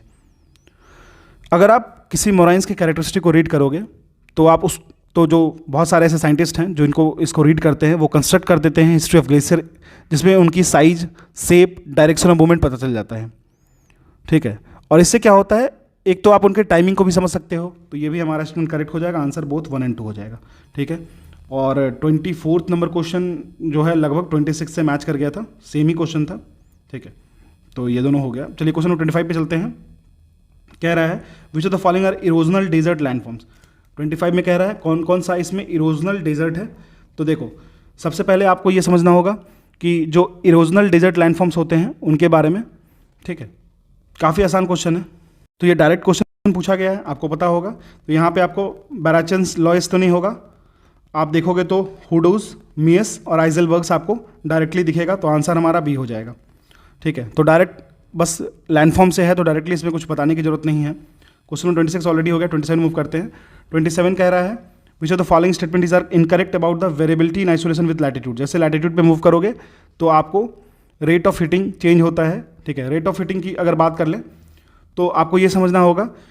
कह रहा है due to transparency and motion of water it gets heated up much faster than land. देखो एक चीज़ समझना कि रेट ऑफ हीटिंग जो होता है वो डिफरेंट होता है आपको लैंड पे एंड वाटर पे। लैंड जो होता है वो ओपेक है, जो कि अलाउ करता है ग्रेटर एब्जॉर्प्शन पे। आपको पता होगा हीट आती है 95% रिफ्लेक्ट हो गई, 5% एब्जॉर्ब हो जाती है। मैं एक एग्जांपल दे रहा हूँ। ठीक है, तो लैंड जो है वो ओपेक है और अलाउ करता है ग्रेटर एब्जॉर्प्शन को। साथ साथ में ही ऑल द रेडिएंट हीट जो होता है वो कॉन्सेंट्रेटेड होता है एट द सरफेस, जिसकी वजह से क्या होता है, रैपिड हीटिंग ऑफ लैंड होता है। खासकर दूसरी तरफ बात करें वाटर की, तो वाटर ट्रांसपेरेंट है, सो हीट यहाँ एब्जॉर्ब होता है स्लोली। और साथ साथ में ही वाटर का जो मोबाइल नेचर होता है, ये जो हीट एब्जॉर्ब होता है वो डिस्ट्रीब्यूट हो जाता है over a greater depth and area. यही मेन रीजन है behind water getting heated up much slower than land. तो due to transparency and motion of water it gets heated up much faster than land. तो ये wrong हो गया हमारा statement 27। तो due to transparency and motion of water it gets heated up much faster than land. ठीक है, second कह रहा है, तो पहला स्टेटमेंट हमारा इनकरेक्ट हो गया, ये ध्यान रखिएगा। सेकंड कह रहा है meridional circulation occurs due to the variation in insolation across the earth.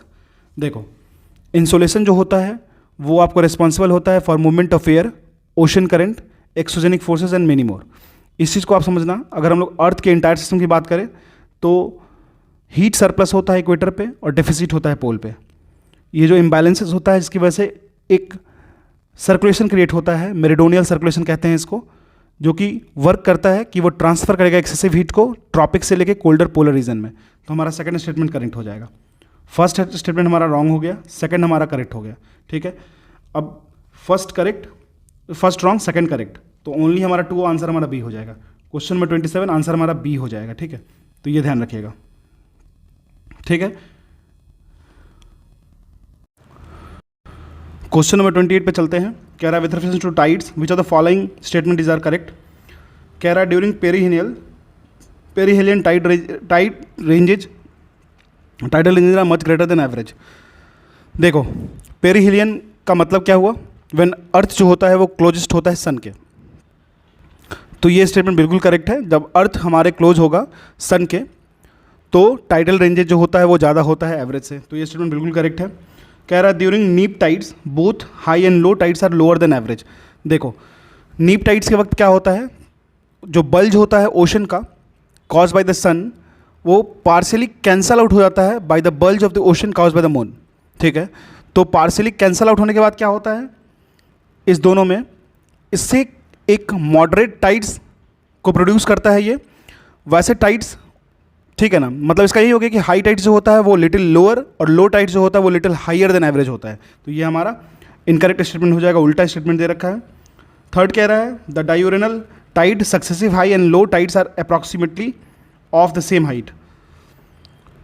डायूरेनल tide जो होता है, ड्यूरेनल पढ़ लीजिए या कुछ भी, there is only one high tides, एक हाई टाइड्स होता है और एक लो टाइड्स होता है ड्यूरिंग ईच डे।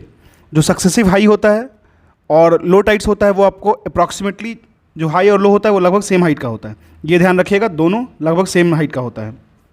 तो यहाँ पे हमारा थर्ड एंड फर्स्ट करेक्ट हो गया, आंसर हमारा फर्स्ट एंड थर्ड आंसर हमारा डी हो जाएगा। क्लियर है? चलिए नेक्स्ट पे मूव करते हैं। कहता है with reference to aquatic ecosystem consider the following statement. Increase concentration, देखो, increase concentration of suspended particles matters limits the photosynthetic activity. ठीक है, समझते हैं। पहला स्टेटमेंट देखो, सस्पेंडेड पार्टिकल्स जो होते हैं जैसे क्ले हो गया, सिल्ट हो गया, फाइटोप्लैंक्टन हो गया, ये आपको क्या करता है, पानी की टर्बिडिटी को बढ़ाता है। और इससे क्या होता है, जो लाइट पेनिट्रेशन होता है उसको वो लिमिट हो जाता है, लाइट कम इंटर कर पाता है। आप देखो वाटर में बहुत सारे टर्बिडिटी बढ़ जाते हैं, कोलाइडल सॉल्यूशन मान लो, तो आप लाइट जब दोगे तो उसमें जो हेज दिखेगा आपको, तो जो सस्पेंडेड पार्टिकल्स होते हैं वो आपको वाटर को टर्बिड बनाते हैं, जो कि लिमिट करते हैं लाइट पेनिट्रेशन को। और लाइट पेनिट्रेशन कम होगा तो फोटोसिंथेटिक एक्टिविटी जो होगा वो खुद लिमिट हो जाएगा।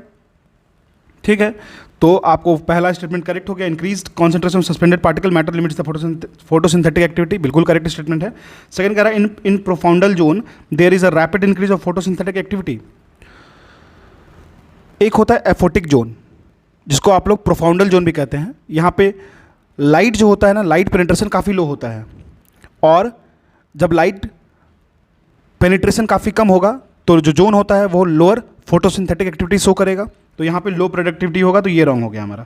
थर्ड कह रहा है increase in the temperature of water body decrease the amount of dissolve oxygen. अगर अमाउंट ऑफ डिजॉल्व ऑक्सीजन को देखोगे, टेम्परेचर से इन्फ्लुएंस होता है। ऑक्सीजन जो होता है वो लेस सोल्यूबल होता है वार्म वाटर में। वार्म वाटर जो होता है वो इन्हांस करता है डिकम्पोजिशन एक्टिविटी को very fastly. So increasing the temperature of water body जो होगा वो इंक्रीज करेगा रेट ऑफ विच ऑक्सीजन जो हमारा डिप्लीट हो रहा है वाटर से। सो temperature of the water increases, dissolved oxygen level decreases. तो हमारा आंसर सी हमारा करेक्ट हो जाएगा। अब यहाँ करेक्ट स्टेटमेंट बोल रहा है, तो हमारा आंसर 1 एंड, तो ये हमारा 1 एंड 3 हो जाएगा, तो आंसर हमारा सी हो जाएगा। इसका आंसर सी। ठीक है, एक बार आंसर की मैच कर लेना आप लोग, हो सकता है आंसर की में किसी ने पॉइंट आउट किया था 27 एंड 29 जो होगा वो आपका आंसर की चेक कर लेने वाली बात थी। ठीक है, चलिए मूव करते हैं अपने नेक्स्ट क्वेश्चन के लिए। कह रहा है with reference to the ocean heat budget consider the following statement. Ocean heat budget को देखते हुए इस स्टेटमेंट को देखना है। बेसिकली देखो सिंपल सा यही है कि ओशन हीट बजट के कंसेप्ट को आपको समझना पड़ेगा, क्योंकि अगर आप देखोगे तो बेसिकली यही है। कह रहा है ocean is cooled by the oceanic convection. देखो ये स्टेटमेंट बिल्कुल करेक्ट है। ओशनिक कन्वेक्शन वो होता है वर्टिकल मूवमेंट जो वाटर का होता है विद इन द ओशन। जो वाटर का जो विद इन द ओशन अगर वर्टिकल मूवमेंट होने लगे तो ओशनिक कन्वेक्शन होता है। वार्म सरफेस वाटर जो होता है वो हीट को लूज कर देता है टू द एटमॉस्फेयर और देन सिंक करता है, जबकि कूलर जो वाटर होता है वो आपको वो नीचे की तरफ जाकर रिप्लेस करता है हॉट वाटर को। ये जो प्रोसेस होता है वो हेल्प करता है हीट को डिस्ट्रीब्यूट करने में विद इन द ओशन, और इससे क्या होता है, it can lead to cooling at the surface. तो हमारा पहला स्टेटमेंट तो बिल्कुल सही है, स्टेटमेंट करेक्ट है। सेकंड कह रहा है ocean thermal energy conversion. Ocean thermal energy conversion को OTEC कहते हैं। ये एक प्रोसेस होता है जिसमें जो कि हार्नेस करता है थर्मल ग्रेडियंट को between ocean surface water and deep ocean water. तो देखो ये स्टेटमेंट बिल्कुल करेक्ट है। इसमें क्या होता है, वार्म सरफेस वाटर जो होता है उसको यूज़ किया जाता है कि वो वेपराइज करेगा एक वर्किंग फ्लूइड को, जैसे अमोनिया हो गया, जो कि अगर हम लोग देखो जो सरफेस ग्रेडियंट फॉर्मेशन होता है ना, उसमें हम लोग क्या करते हैं, वार्म सरफेस वाटर को यूज़ करेंगे कि वो वेपराइज करेगा वर्किंग फ्लूइड को, जैसे अमोनिया हो गया, जो कि ड्राइव करेगा किसी टरबाइन को, मान लो, जो कि इलेक्ट्रिसिटी प्रोड्यूस करेगा। कोल्ड डीप वाटर की बात कर लेते हैं, ये कंडेंस करता है वेपर को back to the liquid form और ये साइकिल को कंप्लीट करता है। तो OTEC जो है बेसिकली वो नेचुरल थर्मल ग्रेडियंट पे वर्क करता है हमारा ओशन का। तो ये भी हमारा करेक्ट स्टेटमेंट हो गया, दोनों करेक्ट है, आंसर हमारा सी हो जाएगा। 31 पे चलते हैं, कह रहा है the great Indian desert lies in the climatic zone. तो ये तो इजी क्वेश्चन हो जाएगा आपको, ग्रेट इंडियन डेजर्ट आपको एरिड डेजर्ट में आ जाएगा, ठीक है। चलिए नेक्स्ट क्वेश्चन में मूव करते हैं, कह रहा है with reference to the likely effect of the inversion of the temperature consider the following statement. तो कह रहा है temperature consider the following statement, suppression of rainfall, question number 32। चलिए सबसे पहले ये बात समझो कि suppression of rainfall, poor air quality of winter months, shifting to human settlement to mountain top from the mountain valleys, thriving vegetation in the valley area, how many of the statement given are correct with if reference to the likely effect of the inversion of temperature। Temperature inversion पता होगा आपको, जैसे गर्मी के समय में लोग नीचे आते हैं वैलीज में, ठंड के समय में वैली से ऊपर चले आते हैं, ठीक है। तो ये समझते हैं। देखिए कोल्डर सिंकिंग एयर जो होता है बिलो द लाइटर, देखो बहुत सिंपल सा कंसेप्ट है, मोबिलिटी ऑफ एयर होता है कोल्डर और वार्मर एयर के बीच में, जिससे कुछ जो कंडीशंस होते हैं वो आपको अच्छे कंडीशन फॉर्मेशन होता है, ये समझ में आना चाहिए। अगर हम लोग बात करें तो एक कोल्ड एयर जो होता है वो लीड की तरह एक्ट करता है, स्टेबल कंडीशन को क्रिएट देता है और हाई प्रेशर जोन में होता है, और इससे क्या होता है एक मूवमेंट जो होगा वो आपको रेनफॉल को सप्रेस करेगा, ठीक है। तो हमारा 32 नंबर क्वेश्चन में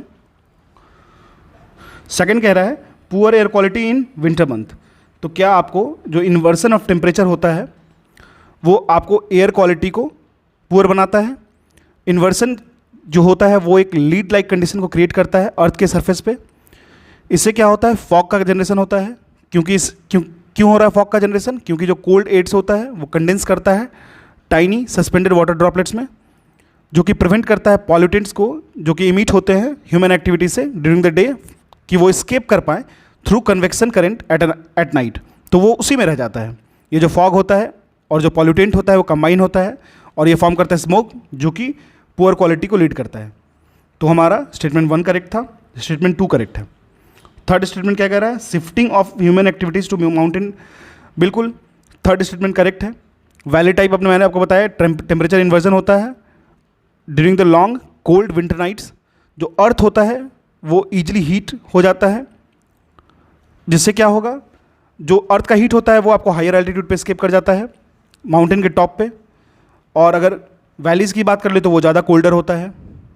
वैली का बॉटम जो होता है वो सिंक कर जाता है, काफ़ी कोल्डर होता है। तो ये बिल्कुल हमारा सही हो जाएगा। तो हमारा तीसरा सही है। चौथा कह रहा है thriving vegetation in the valley region, बिल्कुल रॉन्ग स्टेटमेंट है, इसका उल्टा इफेक्ट होता है। एक तो आपको सबसे पहली बात तो हो गई कि एक तो वैली जो होगा वो कोल्डर होगा माउंटेन टॉप से भी ज़्यादा, वैली एक्सपीरियंस करेगा फ्रॉस्ट मॉर्निंग में, ठीक है, या फिर लीड लाइक इफेक्ट कह सकते हो, और बहुत सारे पॉल्यूटेंट जो होंगे वो आपको हेविली कंसनट्रेटेड होगा वैली रीजन में। तो ये तो कंडीशन पता चल गया कि लोग ऊपर जाके रहने पसंद करते हैं, लेकिन इससे क्या होता है वेजिटेशन जो होता है वो डाई कर जाता है in the valley due to frost. तो हमारा ये रॉन्ग हो गया। तो 1 2 3 आंसर हमारा सी हो जाएगा। अच्छा क्वेश्चन है ये। क्वेश्चन में 33 पे मूव करते हैं। कह रहा है which the following are the factor responsible for variability in insolation. आखिर इंसोलेशन की जो वेरिएबिलिटी होती है उसमें आखिर फ़र्क क्यों है। कह रहा है rotation of earth on its axis. देखो अर्थ का एक्सिस कितना एंगल बनाता है 66.5 with the plane of the orbit round to the sun. Basically ये 7.5 डिग्री जो है वो इन्फ्लुएंस करता है कि वो जैसे मान लो इस तरीके से ऐसे बना हुआ है। तो अगर सोलर इंसोलेशन पड़ रहा है ना, तो वो अगर मान लो इस पोल पे पड़ना है तो पोल पे तो कम पड़ेगा, इस एरिया में काफ़ी पड़ेगा, समझ रहे हो। तो अर्थ का जो एक्सिस होता है वो आपको प्लेन ऑफ द ऑर्बिट को सन के अराउंड इन्फ्लुएंस करता है कि कितना amount of solar insolation fall करेगा।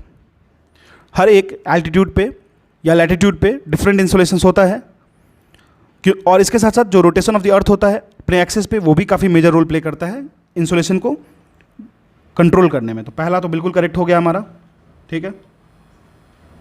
सेकंड कह रहा है angle of inclination of the sunrise. Obvious बात है, सन कितना ज़्यादा इंक्लाइंड है, अर्थ हमारा कितना ज़्यादा इंक्लाइंड है वो भी मैटर करेगा।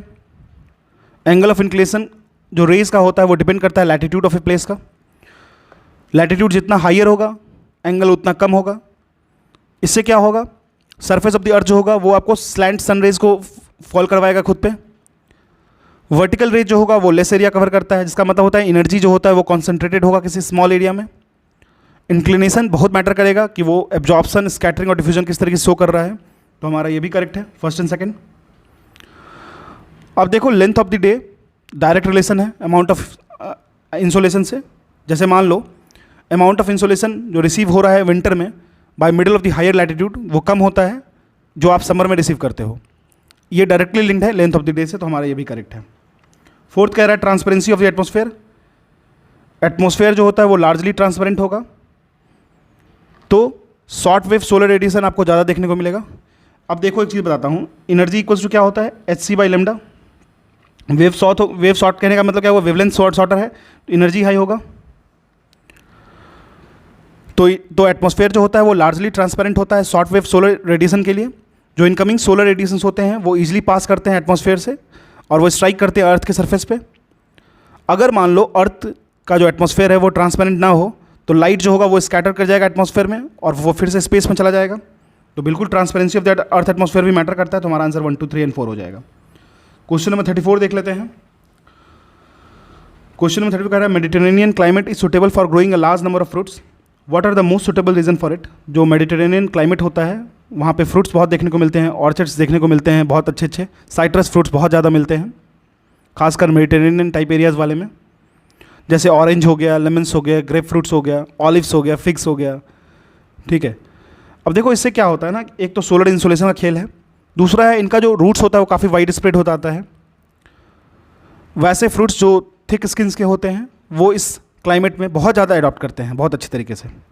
तो हमारा स्टेटमेंट 1 जो है मॉडरेट एंड माइल्ड क्लाइमेट, ठीक है, long summer season, moist winter season. Winter season moist होगा, इसकी वजह से भी एक रीज़न होता है। मेडिटेरेनियन क्लाइमेट जो होगा वो ना ही एक्सट्रीम होता है ना ही, और ये काफ़ी मॉडरेट होता है। और ये कहाँ पे लाई करता है, सब ट्रॉपिकल बेल्ट पे लाई करता है। ठीक है, यहाँ पे जो सनसाइन होता है जितना फेयरली चाहिए सनसाइन फ्रूट्स को उतना मिल जाता है। एनुअल प्रेसिपिटेशन की बात कर लें तो ये आपको लगभग इस जोन में 380 से लेके 635 मिलीमीटर मिलता है, जैसे 12 से 25 इंच समझ लो। ठीक है, समर का जो ड्रॉट्स होता है वो आपको 6 मंथ से ज़्यादा रह सकता है। समर लॉन्गर होता है मेडिटेरेनियन एरिया में, जो कि फ्रूट्स के ग्रोथ को फेवर करता है। साइट्रस फ्रूट जो होता है ना वो बहुत ही ईजिली ग्रो करते हैं वैसे ट्रॉपिक्स बेल्ट में, जहाँ उनको एडिक्वेट मॉइस्चर मिलेगा, टेम्परेचर और सॉइल ईजिली मिलेगा अच्छे तरीके से कंफर्टेबली, तो वो ईजिली ग्रोथ करेंगे। तो यहाँ पे तीनों कंडीशन हमारा फुलफिल कर रहा है, तो आंसर हमारा 1, 2 एंड 3 हो जाएगा, क्योंकि यहाँ पूछ रहा है करेक्ट। ठीक है, अब एक इसमें विटीकल्चर समझ लो। विटीकल्चर पता होना चाहिए, ग्रेप कल्टीवेशन को कहते हैं। ये क्वेश्चन बहुत ही फ्रिक्वेंट है बीपीएससी और स्टेट पीसीएस, यूपीएससी में, यूपीपीसीएस में। 35 क्या कह रहा है, which of the following countries does not experience the tropical monsoonal climate. Tropical monsoonal climate को कौन सी कंट्री नहीं फॉलो करती है। आप मैप पे देखो खुद समझ जाओगे, फिलीपींस जो होता है वो ट्रॉपिकल मॉनसूनल क्लाइमेट को नहीं कैरी आउट करेगी। बेसिक सा रीज़न है। अगर आप देखोगे सबसे पहले तो आप एक चीज़ समझ लो कि गिव मी अ मिनट। अब देखो सीधी सी बात है, जब भी हम लोग बात करेंगे ट्रॉपिकल मॉनसूनल क्लाइमेट की तो इसका मतलब यही होता है, ये बेसिक कैरेक्टर्स की ये होती है ऑन शोर, सी से लेके लैंड तक, सी से लेके लैंड तक जो वेयर इन चलती है। साउथ वेस्ट मानसून आप जानते हो। ट्रॉपिकल मानसून जो होता है वो आपको समर और ऑफ शोर लैंड टू सी होता है। एक चीज़ और समझिएगा, ये इंडियन सब कॉन्टिनेंट में, बर्मा में, थाईलैंड में, लाओस में, कंबोडिया में और कुछ वियतनाम के पार्ट में आपको देखने को मिलेगा, और साउथ चाइना और नदर्न ऑस्ट्रेलिया में। 2 तरीके का फिलीपींस जो होगा वो एक्सपीरियंस नहीं करता है ट्रॉपिकल मॉनसूनल क्लाइमेट, लेकिन वो एक्सपीरियंस करता है ट्रॉपिकल मैराइन क्लाइमेट, जो कि मॉडिफाई किया जाता है by the influence of onshore trade winds. ये ध्यान रखिएगा, ट्रेड विंड्स के द्वारा मॉडिफाइड एक तरीके से मॉनसूनल होता है, मॉनसूनल विंड होता है। ठीक है, बस इतना ही समझना है, इसमें ज़्यादा नहीं।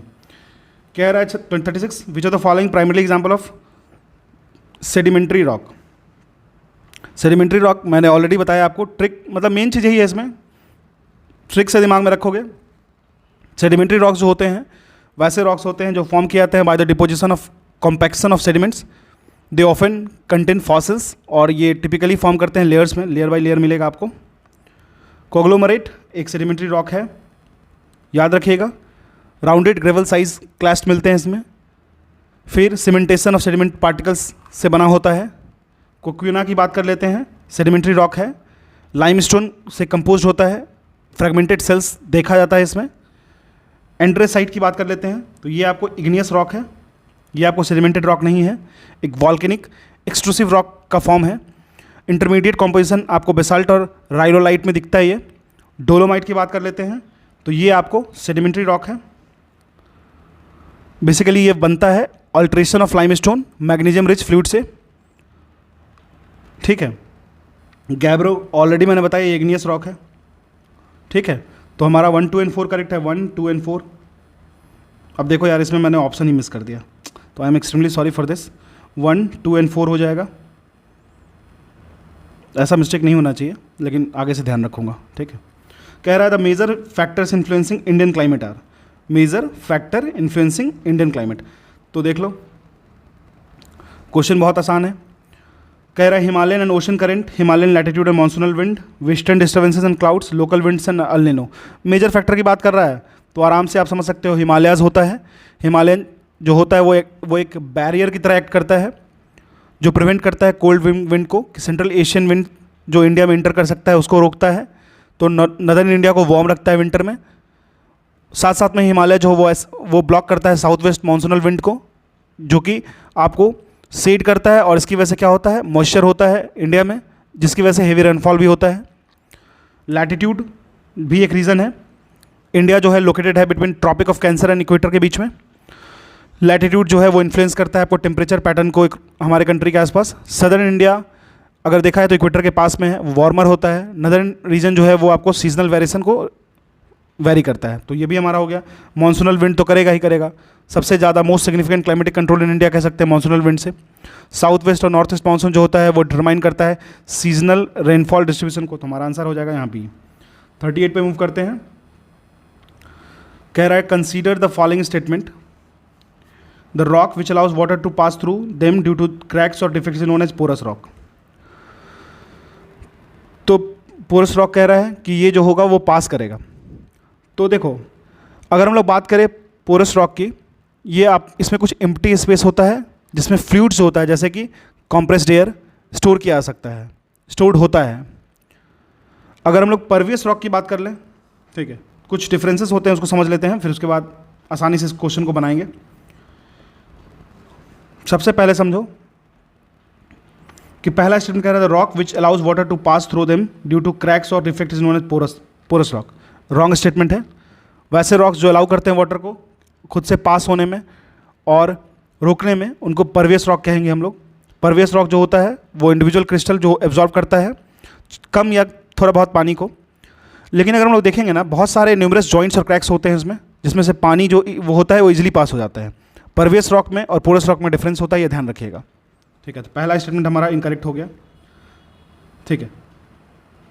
सेकंड कह रहा है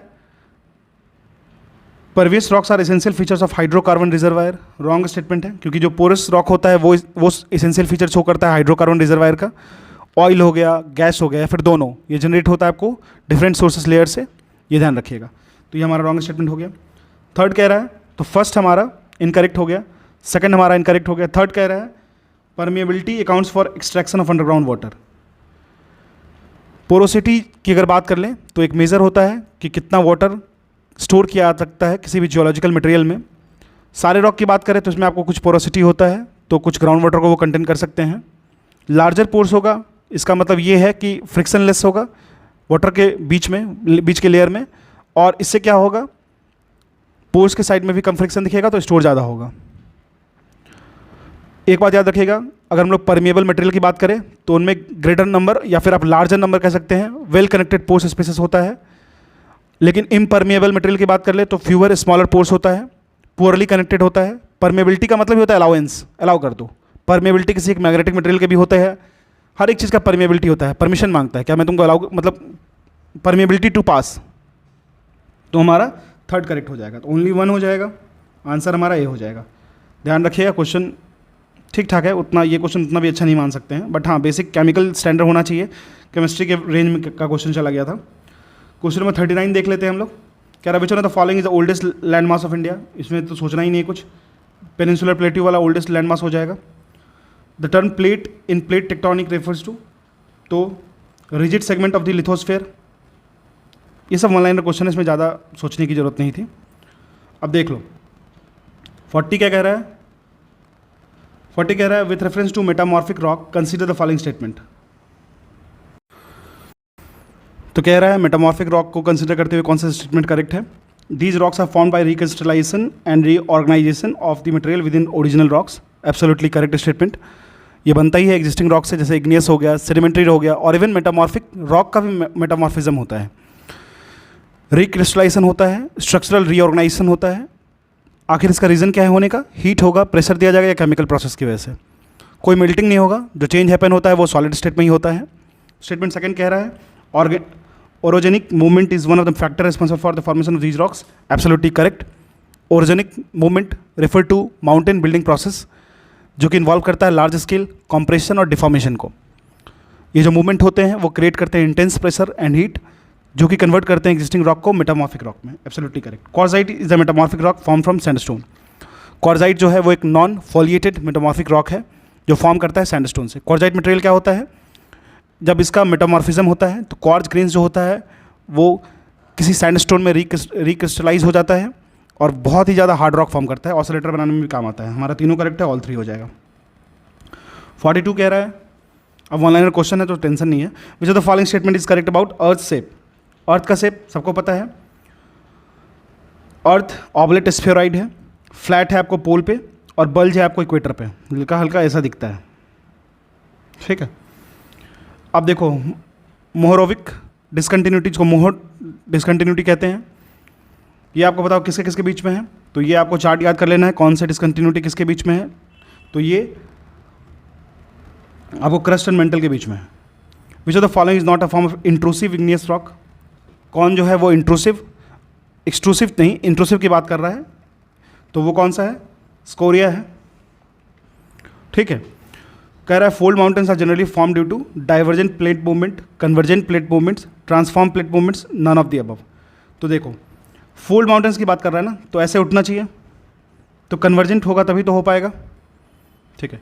which is the average salinity of the ocean water. Average salinity क्या है ओशन वाटर का? 3.5%। Roaring 40 is refer to, already हम लोग इसको डिस्कस कर चुके हैं, तो ये आपको स्ट्रॉन्ग वेस्टर्लीज विंड है सदर्न हेमिस्फीयर में। विच of the following the depositional landform. Depositional कौन एग्जाम्पल है? सर्क है, मोरेंस है, क्लिफ है, यार्डंग है। मोरेंस हो जाएगा depositional. Himalayan are an example of which type of mountains. तो ऑब्वियस है, तो इजी, बहुत इजी क्वेश्चन होगा, फोल्ड माउंटेन्स होगा। कुछ क्वेश्चन मैंने डाले थे, मुझे मिक्स कर देना चाहिए था इसको, ठीक है, क्योंकि इससे आपको प्रेशर कम फील होता। कह रहा था Thar desert is located in, कहाँ पे लोकेटेड है? तो गुजरात एंड राजस्थान वाले जोन में। तो ये हो गया हमारा टेस्ट 1। इसी तरीके से टेस्ट 2 इंडियन ज्योग्राफी का भी आएगा। ये 1-2 वीडियोज़ होंगे स्टार्टिंग में, वो आपको मिलेंगे, अदरवाइज सारे वीडियोज़ आपको प्रीलिम्स मेंटरशिप प्रोग्राम के अंदर ही मिलने वाला है। ठीक है। अच्छे क्वेश्चंस होते हैं, टेस्ट दिया करो, मार्क्स कुछ भी आए कोई मैटर नहीं करता है। ऐसे ऐसे सारे सब्जेक्ट के टेस्ट दे लोगे, आपका एग्जाम बहुत अच्छा होने वाला है। ठीक है। Thank you.